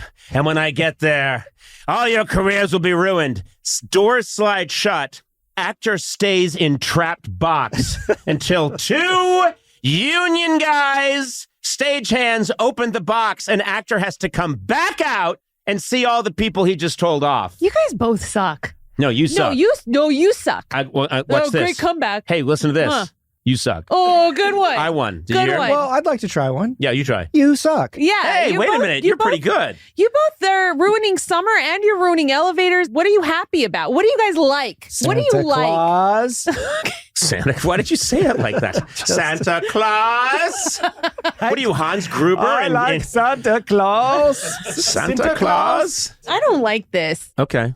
You've made your point. Yeah. But I think the bigger point is that when an actor gets in an elevator, or gets out of an elevator, you What know, do you like? spend a lot You of ruined something. I'm not going to ruin anything. Oh, I nice like try. everything. Now you're ruining this. I'm not you guys. I like things. I enjoy things. you know I'm what the not going to your look at problem it. is, Sona? You enjoy everything. Everything. Every time Yeah. that there'd be a screener, and all those years before we knew you, Matt, and I was doing the late night shows, all those years that Sona worked for me, they would set up a screening for a movie. Every time we'd go and see a movie, when it was over, Sona would say, "I loved it." And I would say, because we saw everything. You'd see everything. And we saw some really great movies, and we saw some movies that even the actor who's the star of it would Right. come on the show, and in the commercial break he'd go, "Yeah, I know, not so good, but what are you going to do?" And I go, "I thought it was pretty good." "No, come on, let's face it." Every time, Sona would go, "I loved it." I just really like that people did that. Like somebody wrote it. Someone wrote it. Sona. Someone directed it. Hundreds of people like swept up the set and built it. That's exciting, and that's good for them. I know, and but we that's would very watch. cool. Sometimes we would watch a terrible movie, and you would get mad at me. I'd go like, I don't know, that movie doesn't make any sense. I mean, they introduced the character of the brother in the second act, and then he completely disappears, and then he's a walrus in the end, and they never explain. You'd go, they made it. Can we just all agree, and I think we can all agree, that summer goes by too quickly? Yeah. Okay. Yes. No, it doesn't. But the main point that I think we all agree on Nope. is that Nope.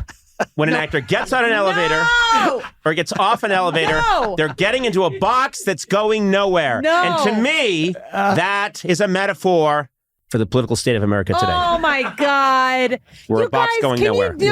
Let's just enjoy things. Just Okay. enjoy Should we, summer. get the show going? Santa Claus. Here comes Santa Claus. Here I comes just Santa enjoy a lot of Claus. stuff. I do. I think everything I is very enjoy cool. stuff. What a great, bold statement. I do. I Wow. think What that office are you running people for? make things, and that's good for them. Yep. Good for them. Good for them. All right, Yeah. let's get this show on the road, shall we? Yeah. Hated a lot of good stuff too. Okay, settle down. You know, Let's like your pipe, relax. and you're like, no, I didn't like the third act. Ugh. You're the worst.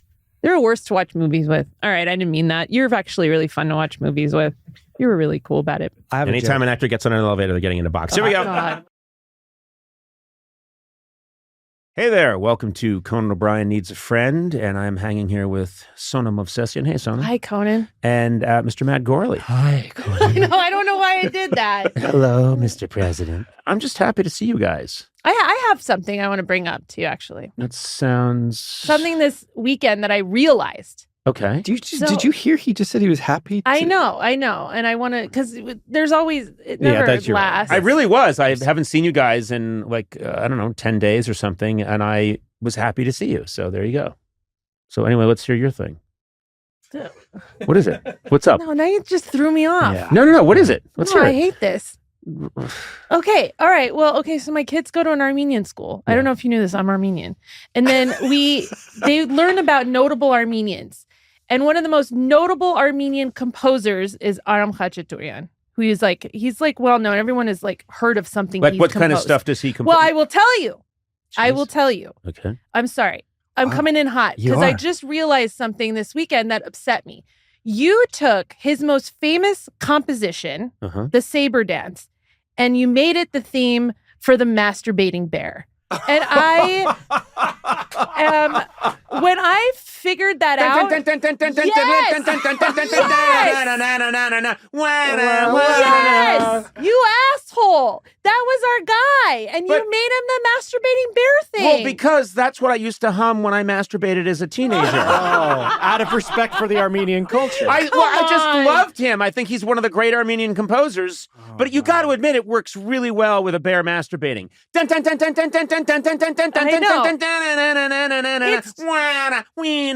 It's just, I think there's a generation of people who think that was made specifically for the masturbating bear, and they don't realize it's part of a bigger, beautiful thing. Well, first of all, don't you think that however they hear the music, it's introducing them to a great Armenian artist, and then they can go and appreciate the music in its own right? By singing bear jizz, bear jizz. It starts right as he grabs his junk and starts jerking it. Yeah, that's when you would, in comedy, that's when you would hit the music But cue. it's not even like, hey, here's the intro for the masturbate. It's like, that's the theme song for him jerking it. Is this work by this Armenian composer? Well, first of all, we didn't say what Armenian song would work well with a bear masturbating. It just happened to be that was the best song. Right. And I think that speaks to this man's creativity. Also, saber could be a euphemism, and maybe he wrote it for masturbating. No, it's a saber dance. The people dance with sabers in it. Yeah, Well, okay. that's a euphemism like I danced with my saber last night. It's the dick dance. Yeah. No, it's masturbating. No, but I remember He's in there dancing with his saber. I Give him once a- said to Matt, how'd it go last night? He said, wife's were out of town. I did the old saber dance last night. That's right. And I remember, remember when he said that? Yeah, so bad I couldn't sit down. Yeah. It's the grown man in a bear costume jerking it to No, he was real. He was a real bear. Oh. But But anyway, I don't know why you're upset about this. Honestly, I don't know why you're upset about it because What? Because so many young kids know that song, or some over the years, because of the Masturbating Bear, which was a very popular character. And I mean, Eduardo, you would never have heard of the Saber Dance unless you had seen Masturbating Bear. I would have been honored if you did like Mariachi Loco to it. So Yes. I don't know why you're upset. That's not true. No, you wouldn't. Yes, he We would. We have so very little, and I That think is that not you tr- took one of the What are things you we talking have. about? You have Cher. You have you have the Kardashians. You have Dr. Kevorkian. Lando Calrissian. Lando Calrissian. No. You have all kinds of dried fruits and apricots. Oh my God. No, seriously, you have a beautiful culture. Don't say we have so little. You have so much. No, I think that you could have used it for any other bit, and then you used it for the Masturbating Bear. And now people, like when we were listening to it playing for the boys in the car, Tag was like, "Isn't this the song for the Masturbating Bear?" And I was like, "No way." And then I Googled it, and it was. What do you mean, no way? You work for me. This was one of my biggest cultural achievements, and you didn't know that this was the music that went with the Masturbating Bear? I have a bigger question. When was this written? Is this guy getting royalties from the Masturbating Bear, or is it like? Oh, this is a long domain? time ago. I How long don't ago? know. You don't know anything about him? Wait, I don't know. This- He was during the Soviet era. I know. So I think he was Well- like in the late 60s, maybe. Oh, wait, so Okay, he so was that's under not he was under public domain. Wait a minute, he was under Stalin's thumb when he wrote this? He was under the Iron Jackboot? What difference does that make, though? Well, I'm just saying, now I have different implications with that song. Can you change it? No, it's been done. It's happened. It's over. And Gather, can I say something? His estate, I'm sure he's not around. I'm sure Stalin he's passed. Yeah, Stalin took care of him. But I want to assure you that his estate has made a lot of money off of that they can use towards all kinds of cool projects to further Armenian culture. So you have no right to be angry with me, none whatsoever. And as the judge here, I find you. I throw this. Not only do I throw this case out, but I fine you for bringing it. Who made you the judge? I think you owe my entire community an apology. Isn't it Conan O'Brien needs a? Okay, you should just apologize. No, how much am I? I Just do went it. to Just Armenia apologize. I went to Armenia with you. I have done everything I can to uplift and uphold. I married you. No, that's What? not true. Wait, No. What? I christened your children in the Armenian church. You I was did. okay. I learned lines in Armenian. Yeah. I have performed an Armenian wedding. Didn't I Yes. do that? No, well, yeah, you married my friend Christine at Piss and her husband. Don't call her piss. Because That's- yeah. Okay. So you're thinking I'm disrespecting people. Oh.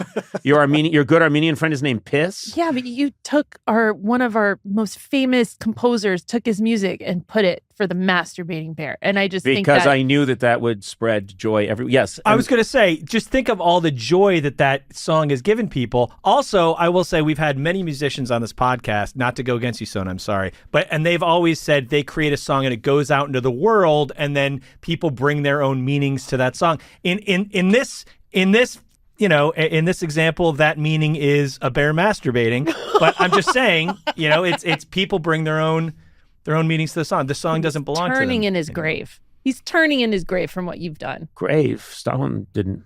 Oh my God. When he shot people in a basement, they just went away. There was no grave. I'm sorry. I'm fine with using the music. This is going too far. Okay. I have a bone to pick. Oh, now how could you? You've been on maternity leave Yeah. for, I think, 4 years. Oh, I'm up 3 months. Yeah, it's weird. For the last 3 months, things have been very efficient in my life. Everything taken care of. Good work, David. Oh, thank you. David stepped forward and just started helping me on doing things that you refused to do. Yeah. And so I'm stunned that you have a bone to pick with me because I think can't you've had wait a to pretty. hear what it is. Yes, you've been on the gravy train now for 3 months. Okay. Well, Gravy first of all, train. that's a separate thing I have to complain about. Is that it's not the gravy train. I'm a mom. I'm taking care of 2 babies now. So Well, I was it's one not of, like I'm I was home one chilling. of I was one of 6, and my mom used to put us all in the kitchen, throw a boiled ham into the center of the room, and say, "Good luck to you all. I'm out."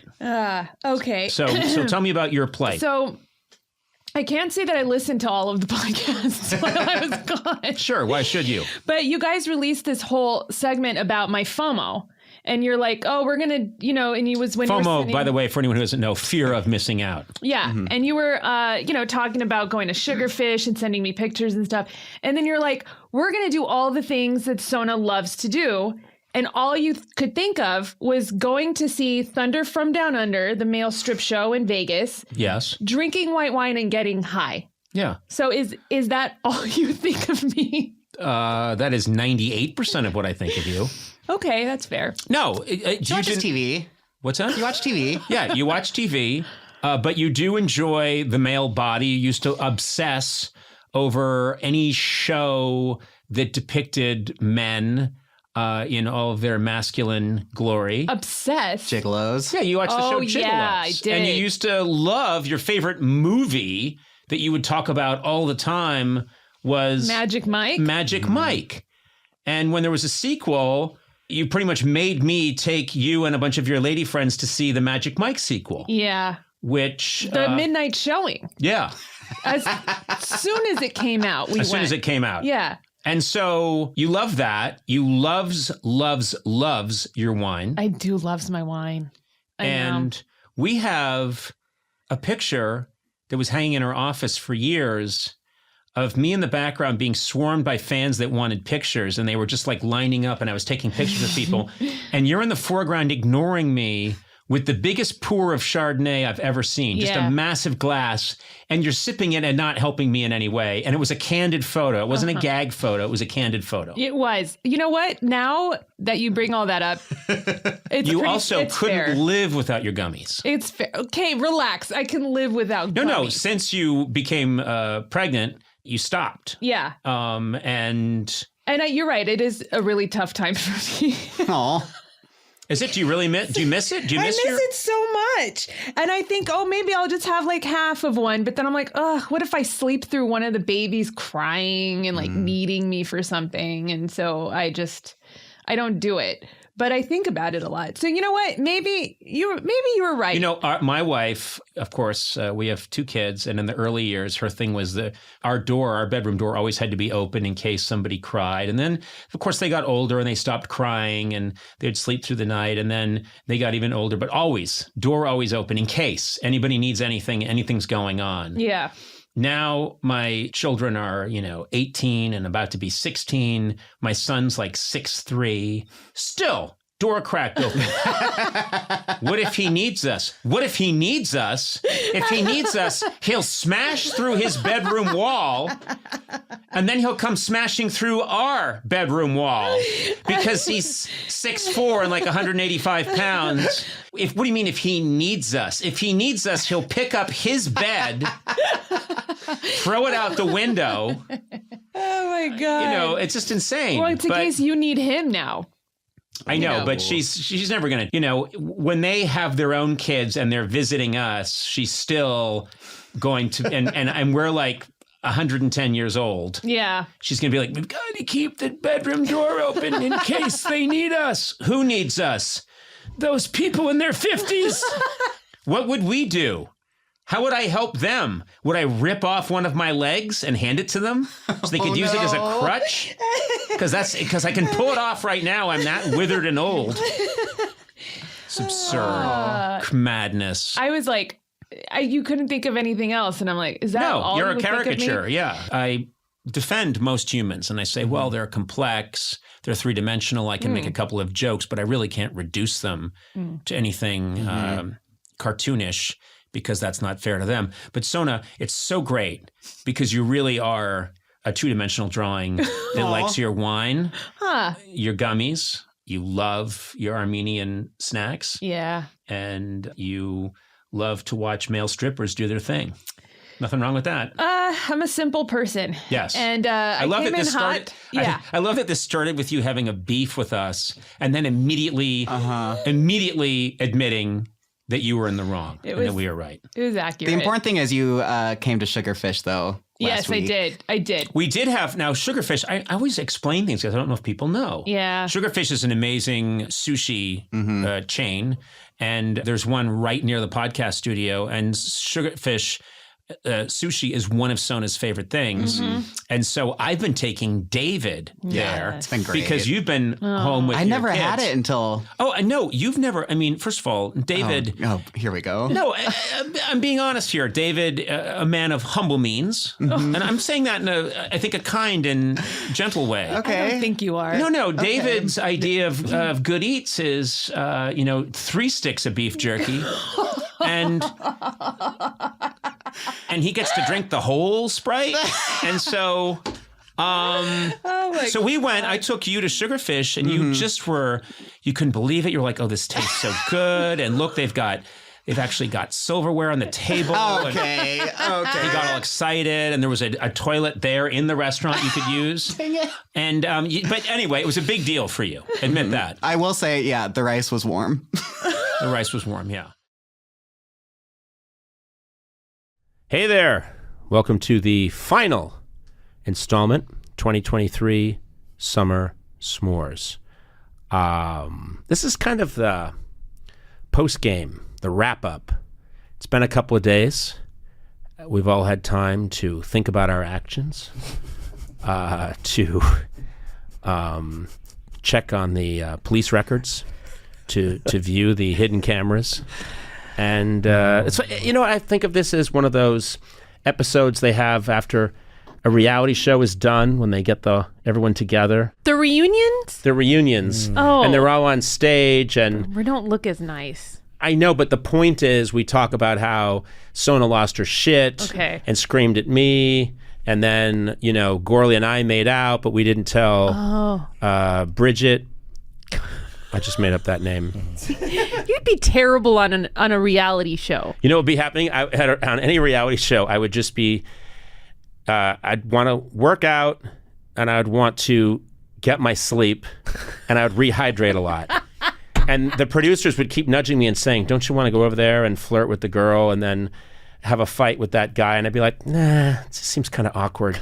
Wait, there are cameras and you're not going up against the cameras? Like you'd be so drawn to the cameras. Like I'd be sitting at a desk working on something and then occasionally mugging at a camera and making little faces and thinking that in any way competes with 2 young people doing it, rolling around together. And I'd be like, yeah, they can roll around all they want with their fantastic naked bodies that are slightly blurred. But here I am reading Samuel Johnson's version of the dictionary and making my Groucho faces to the camera. And then pausing to rehydrate before 8.5 hours of sleep. Nothing less, the doctor says. Oh, no. And then finally at some point they would convince someone to come up to me and go like, hey, Conan, do you want to make out? I'd rather not. Cooties. I wear a wedding ring. This is my bond to my betrothed. Back to my Samuel Johnson. Anyway, let's get into it. Yeah. Do you want to recap, Gourley? I thought it was first of all, I want to say a couple of things. I thought the pizza was delicious. Yeah. The drinks were amazing. Thank you. Quite potent. Yeah. Want to talk about give us your blow by blow. Well, I think they were maybe, I don't know if they were stronger this year or I was more susceptible, but I got a little sloppier this year than last time, I think. Me too. I got fucked up. Yeah, you did. Yeah, I did. Yeah, but it was nice. I really like that Sona. I like all Sonas. But Oh, that okay. one, you don't have a bad drink personality where some people like demons come out. Conan That's would true. disagree. No.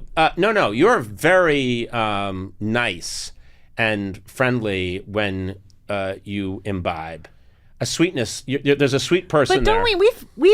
we've like fought. Like I've gone after you. Well, yeah, physically. Not you physically yeah, attack. not often. Sort of like any animal when threatened.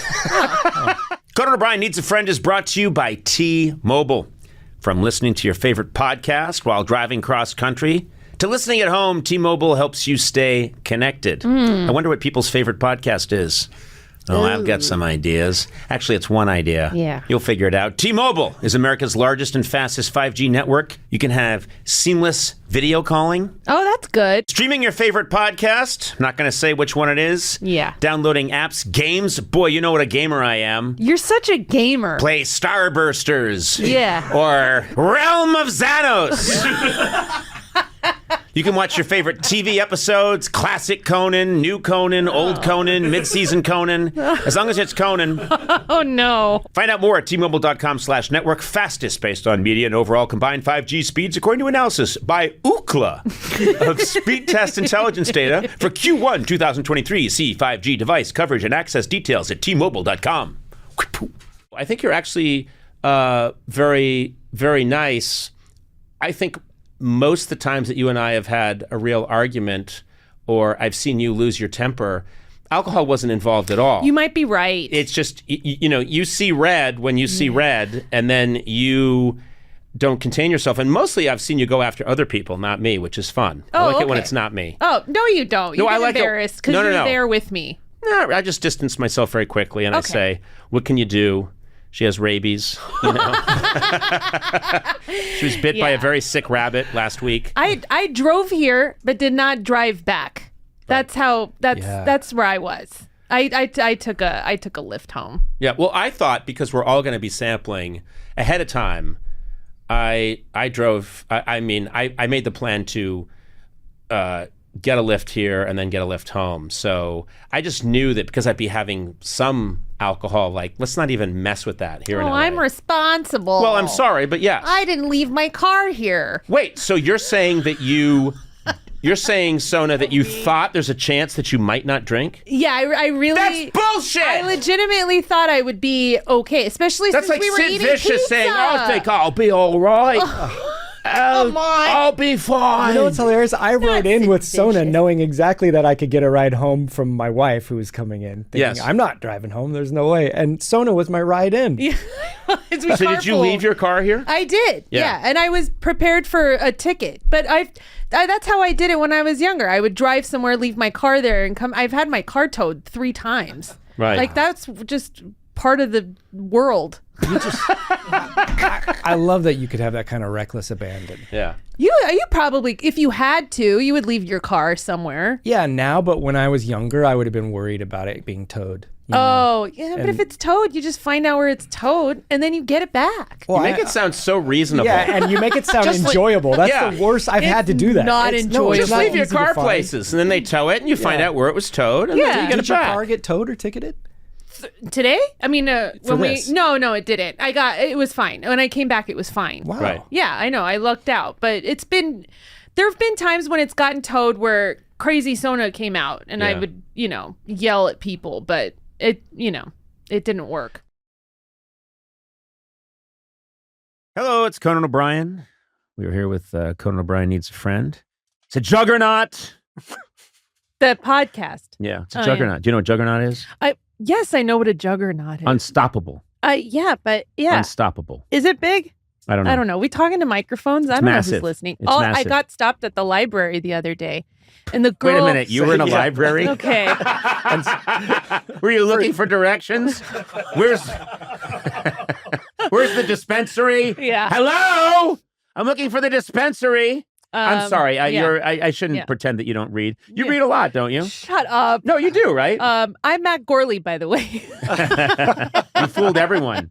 I shouldn't act like you're someone that doesn't care about books. Because so many people know about our lives. They saw my kids. They were like, oh, it's Mikey and Charlie. And then at one point, they're like, I can't believe I'm talking to you. Yeah. And I'm like, I know people listen. It's just we're in a room with like 5, not 5. How many of us are 6 people? I don't know who's. Yeah, it was good that you corrected it from 5 to 6. That was important.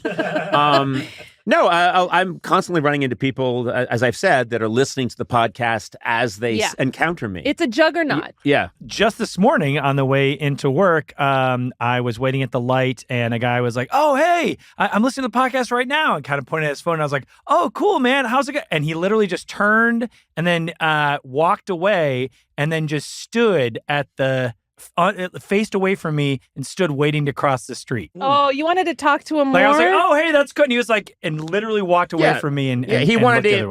He didn't want to talk to you. He just wanted to go and listen to the podcast. Yeah, he would rather listen to you guys than on a phone than talk to me in person. Okay, this reminds me of something that happened to me years and years ago.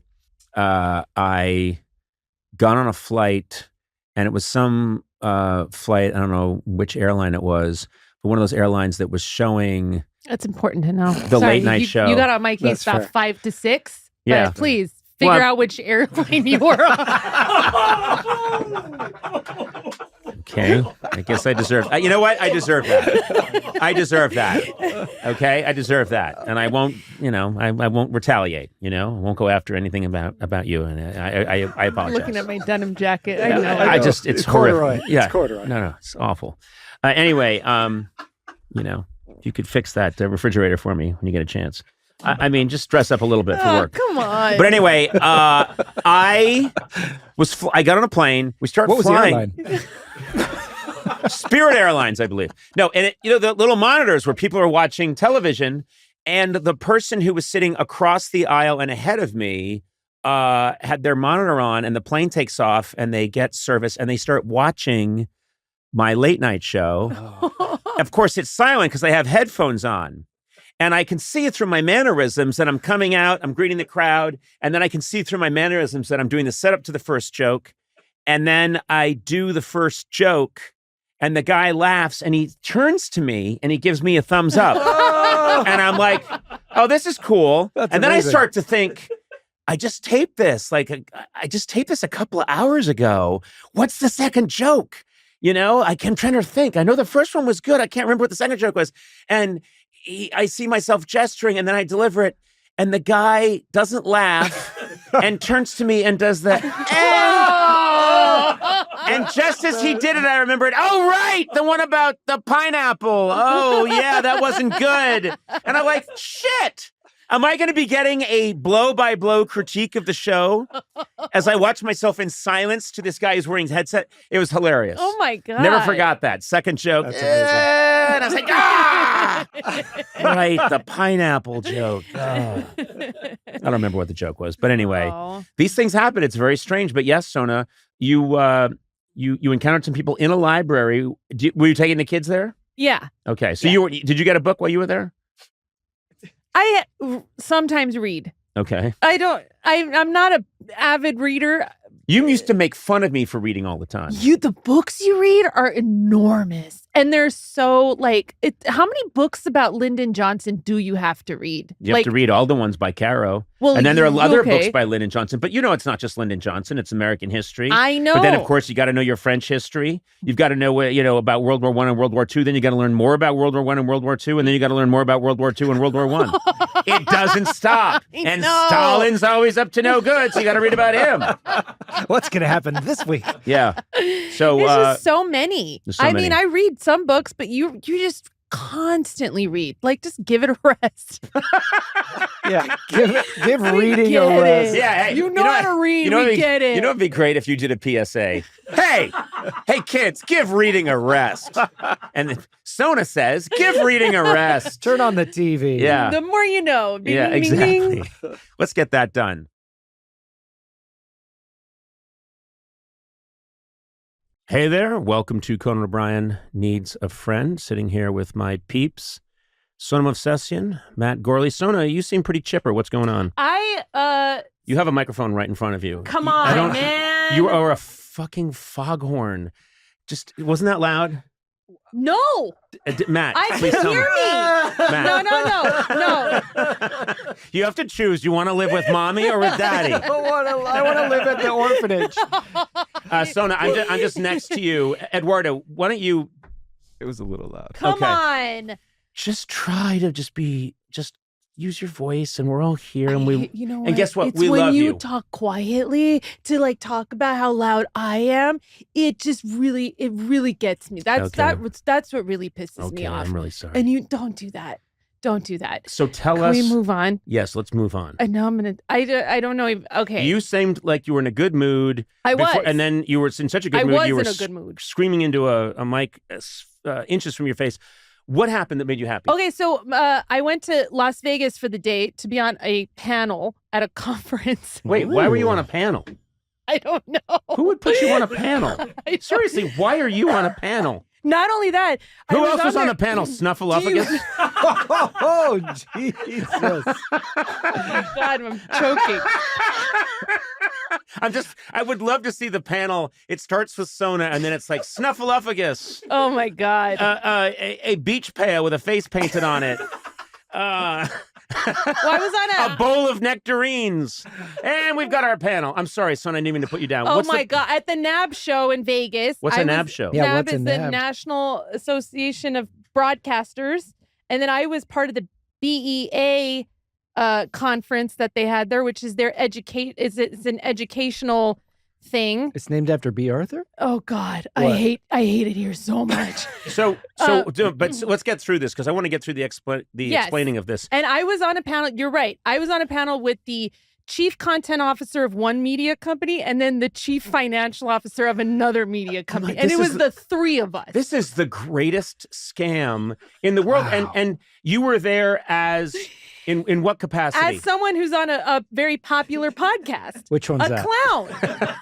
Wait, so you were there because of this podcast? Because of this podcast, I went to Vegas for a day. Did you get invited to stuff like this? No. I don't think I got invited to this. I'm sure you guys get invited. I say yes to everything. Plus, my cousin works for the company that asked me to do it.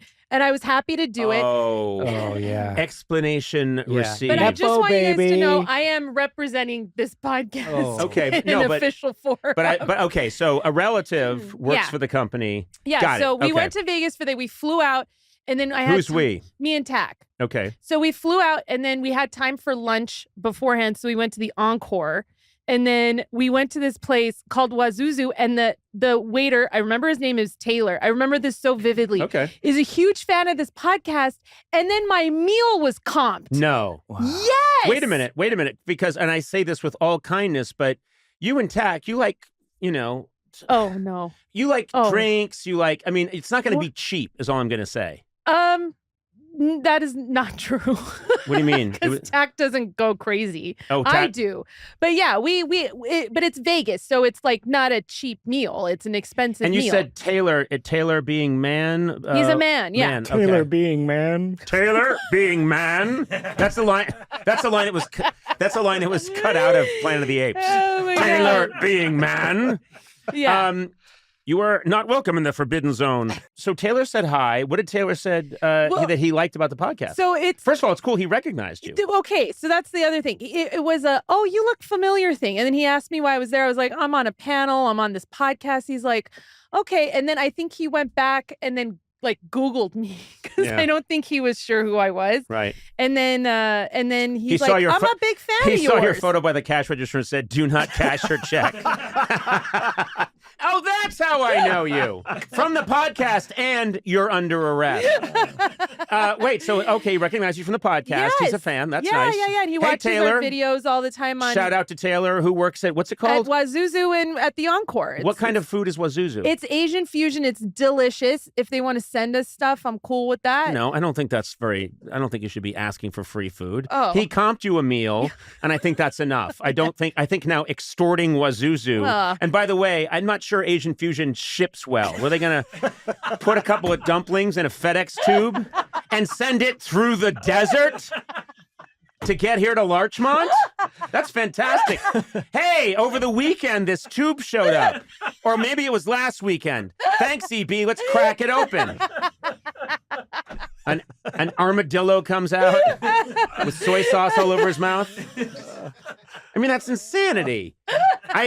Wazuzu, you sound like an amazing place, but please don't send us any food, even though I'm sure it's amazing. We want to come in person and then be comped. Do you find yourself getting comped much in life? That's the first time. I was Wow. really excited about it because I always said, people were like, oh, more and more people know who you are because the podcast is so big. And I'm like, you're not really famous until you get either a meal comped or you can get same day reservations at a cool restaurant. Mhm. And I got comped. So I'm officially Whoa, an congratulations. A-lister. That's Wow. really good. I have to Oh my say, God, it's I'm true. sitting here with a real celebrity. Finally. It's me and That's Brad nice. Pitt. I We're constantly friends. test how we're doing by choosing very, very popular, hard to get into restaurants. And what I do is I show up on a Saturday night at like 7:30, and I just walk in and said, Conan O'Brien here, and I'm demand a table for 15.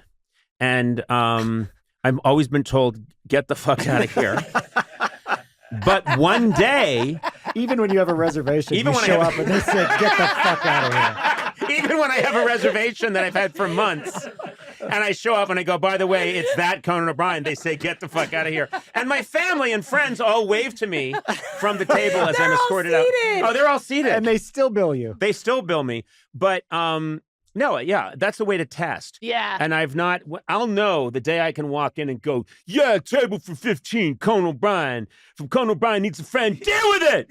Then I'm going to know that if I'm seated right away, that we finally cracked it. I don't think it's ever going to happen. I don't know what to say because I've made a lot of same day reservations for you, and it's always people love to accommodate you. Why would you? Didn't you say at Din Tai Fung they wouldn't take him? Oh, that was my favorite. Yeah, you remember we went to the original one in Arcadia, and you're like, watch this, basically. Like I never say. Well, okay, I think I did. I said we were in Arcadia. Yes. To the original Din Tai Fung. Din Tai Fung. Din Tai Fung, and we were really hungry, and I thought, well. All kidding aside, people are quite nice to me, and they tend to recognize this puss. So I'm sorry, it's notorious for having a very long wait, especially that original location. Regardless of the puss. Yes. Yeah. And so God bless them. They said as nicely as possible, go away. Come back in an but hour I remembered and a half. it wasn't that long. I actually remembered it wasn't that long. It wasn't. And you know what? You gave your name. They didn't give you any sort of leeway on the wait time. I remember it made no difference that it was you. But then you went outside and we were waiting in the parking lot and people kept coming up to you to take pictures with and you. my favorite part is some of them were from the restaurant. My favorite is when people from the restaurant are like, can we have a picture? Yeah, sure. Thanks. I'm a big fan. How long a wait do you? No. Fuck you!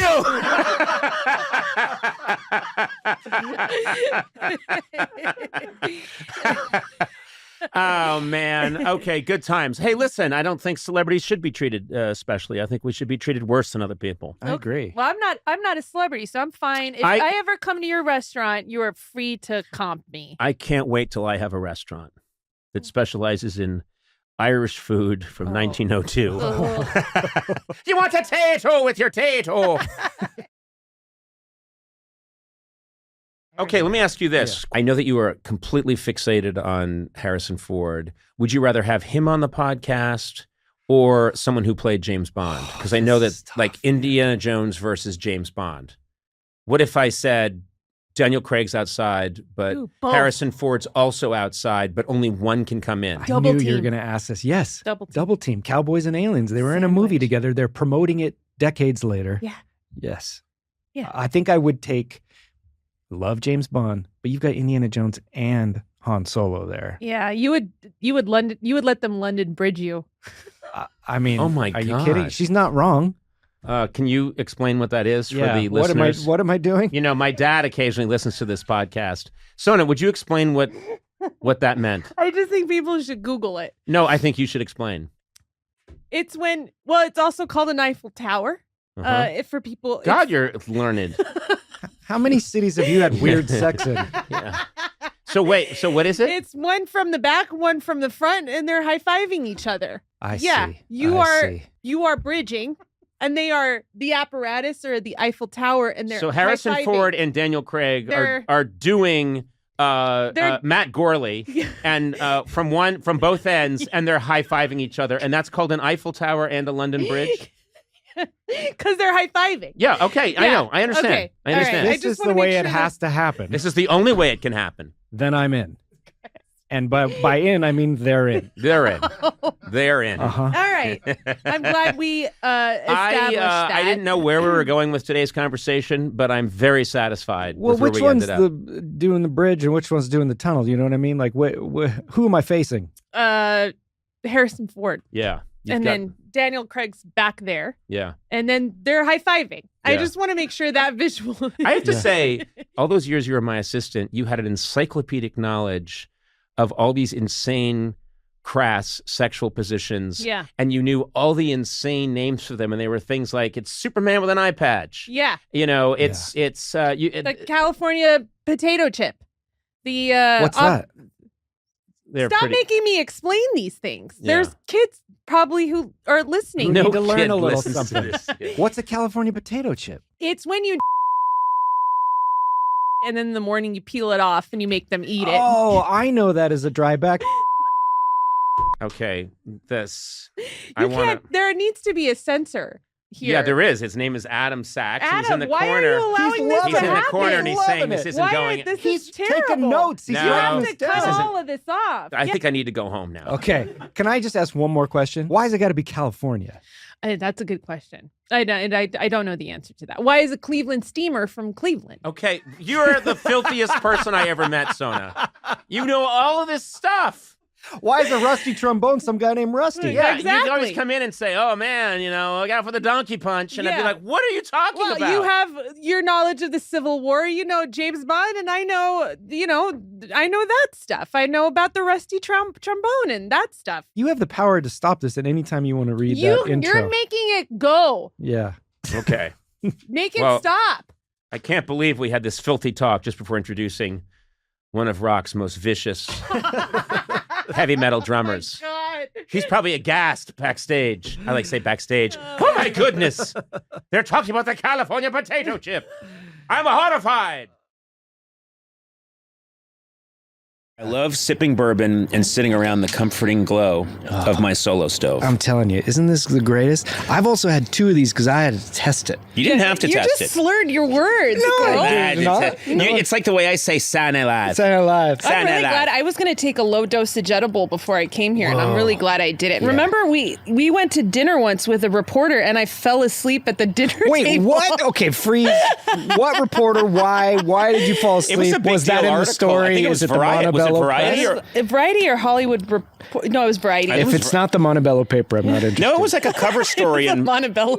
It was a cover story in Variety back when such a thing was possible. And Was this the one they did for the podcast? No, No. This is before that. this is before that. Doesn't interest me. No, but and Sona took an edible, and this woman's talking, and Sona's part of the story. And then at one point, Sona's Amazing. head goes down onto the shoulder of the reporter. Oh, what? Did she write about that? And she was lovely. She was really lovely. She was and so nice. She was We very had cool. bonded. But you just Yeah. passed out on her. I just fell asleep, like snored, drooling, like the whole night. Sona, you're my hero. I know. Oh, and there's another time this happened, not with Sona, but with Tracy King. Shout out for Tracy King. We were traveling our show somewhere, and it was always chaotic. And then we would go and have dinner. We had just come back from the theater, and we were having dinner in some city. I don't know. I've been everywhere. But anywho, You've barely been to Pasadena. I know you Trust me, complained now- about driving like Yeah. 30 miles. so it's longer than that. It's Is the it? quality of No the idea. journey. I don't know. So Tracy King, our producer extraordinaire, joins us at the Tracy. table, and we didn't know this, but she had thought that she was maybe getting a migraine, so she took a pill for her migraine. Yeah. But she accidentally took a sleeping pill. Oh, I've done that. And so she was at the table, and she started to say things that were kind of slurry. And then her face started to look strange. And I swear to God, I thought she was having a stroke. Oh my God. And all of us started to get worried, like, Chills, you remember this. Jason Chalemi's here, and his name is Chills. And he's also always around when there's a chill chum. This is perfect. Do you remember this, Chills? It was in San Francisco. Hold on, stand next to that recording device called the microphone. It was in San Francisco. Yep. And she took an Ambien by accident. She took an Ambien by accident, and then I think was having some wine or something. And It got bad fast. it got bad scary. fast, and we got scared because I thought, wait a minute, what are the signs of a stroke? Right.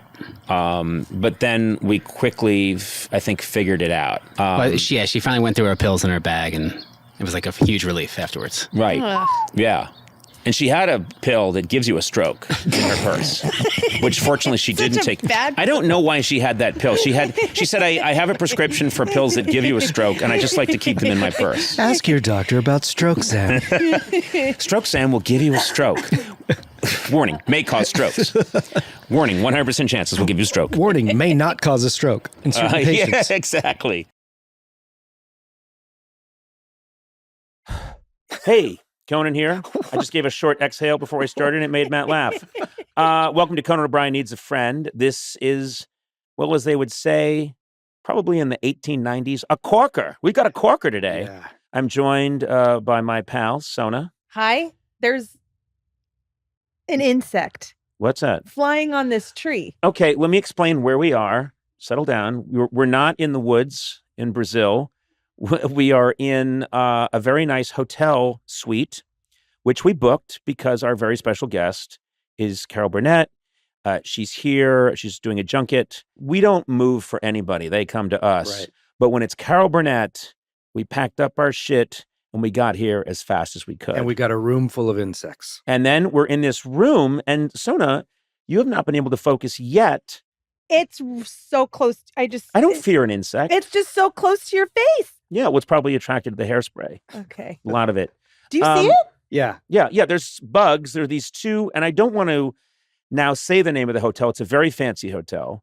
I don't want to denigrate them in any way, but there are bugs swarming around these beautiful plants, tall plants, and I'm worried because Carol Burnett's going to be here, and we'll probably have to spray the place before she gets in.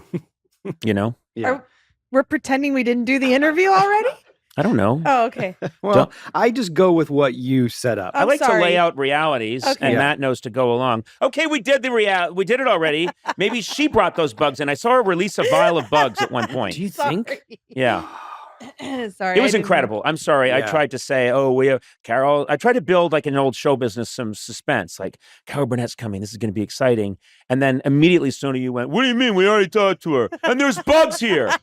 Well, you just completely deflated our bouncy castle. I ruined it. I'm sorry. I am No, sorry. you're not. You love ruining I'm not sorry. I really didn't. I don't know if I should feel bad because you're lying.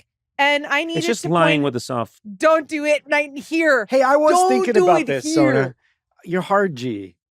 What baffles me is it's not a Southern California thing, and you're a native. Yeah. Oh my God. Well, she says she's a native. No. So Carol Burnett was a trailblazer. Yes. That's all I got. I just wanted to stop whatever you guys were doing. Well, I can't wait till she gets here because it'll be nice for you to meet her. Okay. Because you didn't already. I will say this, which is unusual. Gourley, you are always a smartly dressed fellow. Oh. Sona, and do not take this personally, but you have very casual attire. You own one jacket. I believe it belonged to Dr. Zaius on Planet of the Apes. It's a well-worn leather coat that you've had. I guess you found it in a bin somewhere a long time ago. But anyway, you're not someone who dresses up a lot. You look fantastic today. You went all out for Carol Burnett.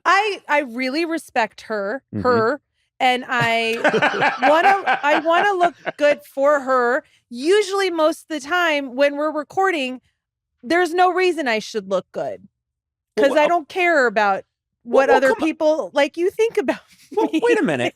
No, but I'm saying. I'm sorry. No, I really did. There are similarities I have with Carol Burnett. We are both inspirations No. to Red hair, and it women. stops there, No. I think. No, Yes. it doesn't stop with red hair. Many women got into comedy because they thought I was a woman. No. They were inspired that I got the late night show in '93, and then later on they figured out I wasn't. But by then it was too late. So yes, Yeah, but I did dress up for her, and also I dressed up for the hotel because it's nice. it's a very nice hotel, except for the bugs. Yeah, I know. I'm sorry that distracted me. And then I drove up here, and my car is really dirty, and there's a leak in it, and so the inside of my car is kind of smells a little moldy. Can I say something? Let me ask you a question. You said there's a leak in your car, not that your car is leaking, which would mean oil, antifreeze, one or the other, brake fluid. What is leaking in your car? I think we have a sunroof, and I think water is coming into the car from the sunroof, and it rained a lot. Do you close the sunroof? We do. It's closed. Okay. So you have a mildewy car that's full of trash? Yes. You brought the insects in. I think I did. That's think incredible. Of course, because they could nest in your hair. Your hair is. I'm out. First the hard G's, then the hair. Why am I in the clothes? Why am I here? Why do I do this? Because you use a lot of. Listen, I made a joke about hairspray. I'm not wearing hairspray, but you do use various waxes, oils, balms. Yes. You are using hairspray. No, that's not hairspray. What is it? I don't want to say. Okay. It's old mayonnaise. It's a great trick that I learned. You brought the insects. I learned it from Danny Kaye. You get mayonnaise, you let it cure in the sun for a couple of weeks. And once the smell is gone and it's hardened, you put it in your hair and it gives it great volume. Okay. And then I did that. And then mistakenly, I let my son eat it. But 6 weeks later, he was out of the hospital. Oh my God. These stories. This is so stupid. I'm so stupid. I can't wait to meet Carol Burnett. Yes, a true comedy legend who knows what she's doing. And Thank doesn't just God babble about. We did this after, because if we did this truly before, I don't think we would have felt worthy. You know? Yeah, I know. mean, I That's still true. don't, but No, I know. But I'm going to stick with my reality. The reality is we already did the interview with Carol Burnett. Oh. And it's fantastic. But I'm sticking with my old show business reality, which is that she hasn't entered the room yet. Okay. There are no bugs. Your hair looks fantastic. My hair's amazing. This is the reality I'm sticking with. You're a good assistant. And we're thrilled and we're excited and we hear her footsteps coming down the hall right now. she's coming right now. We better get this I going. hear her. Yeah. Listen, No. What You is know she this on is a on video, horse? too? What is she coming here with? she's walking, but someone put horseshoes on her. Which is just, I don't know why they did that. Oh, she's probably doing a bit. Or maybe it's the new fashion. Here she comes. No, that's bad. The door's opening. That's the horse whinnying? Whatever you like. Do you like it Okay. being horse whinnying or door opening? Oh, that's what it was? I thought it was door opening. Okay. I wasn't No, sure. horse whinnying is. I think a I'm door a just horse. opened. That's a horse. Okay. Did the horse open the door? No. Oh. This is the horse. I'm a horse. She's standing right there. Hold on, Carol. I'm finished with this bit in a minute. Carol, just calm down. No, a minute. Carol, stand still. Okay. Wow. Oh, Jesus Yes, I don't know. Her voice changed rapidly. Just stand still. And and then the door opened. I'm a door. The door said I'm a door? And all my sound effects, the sound effect ends up saying what it is. So Okay. there's Been no through this confusion. before, yeah.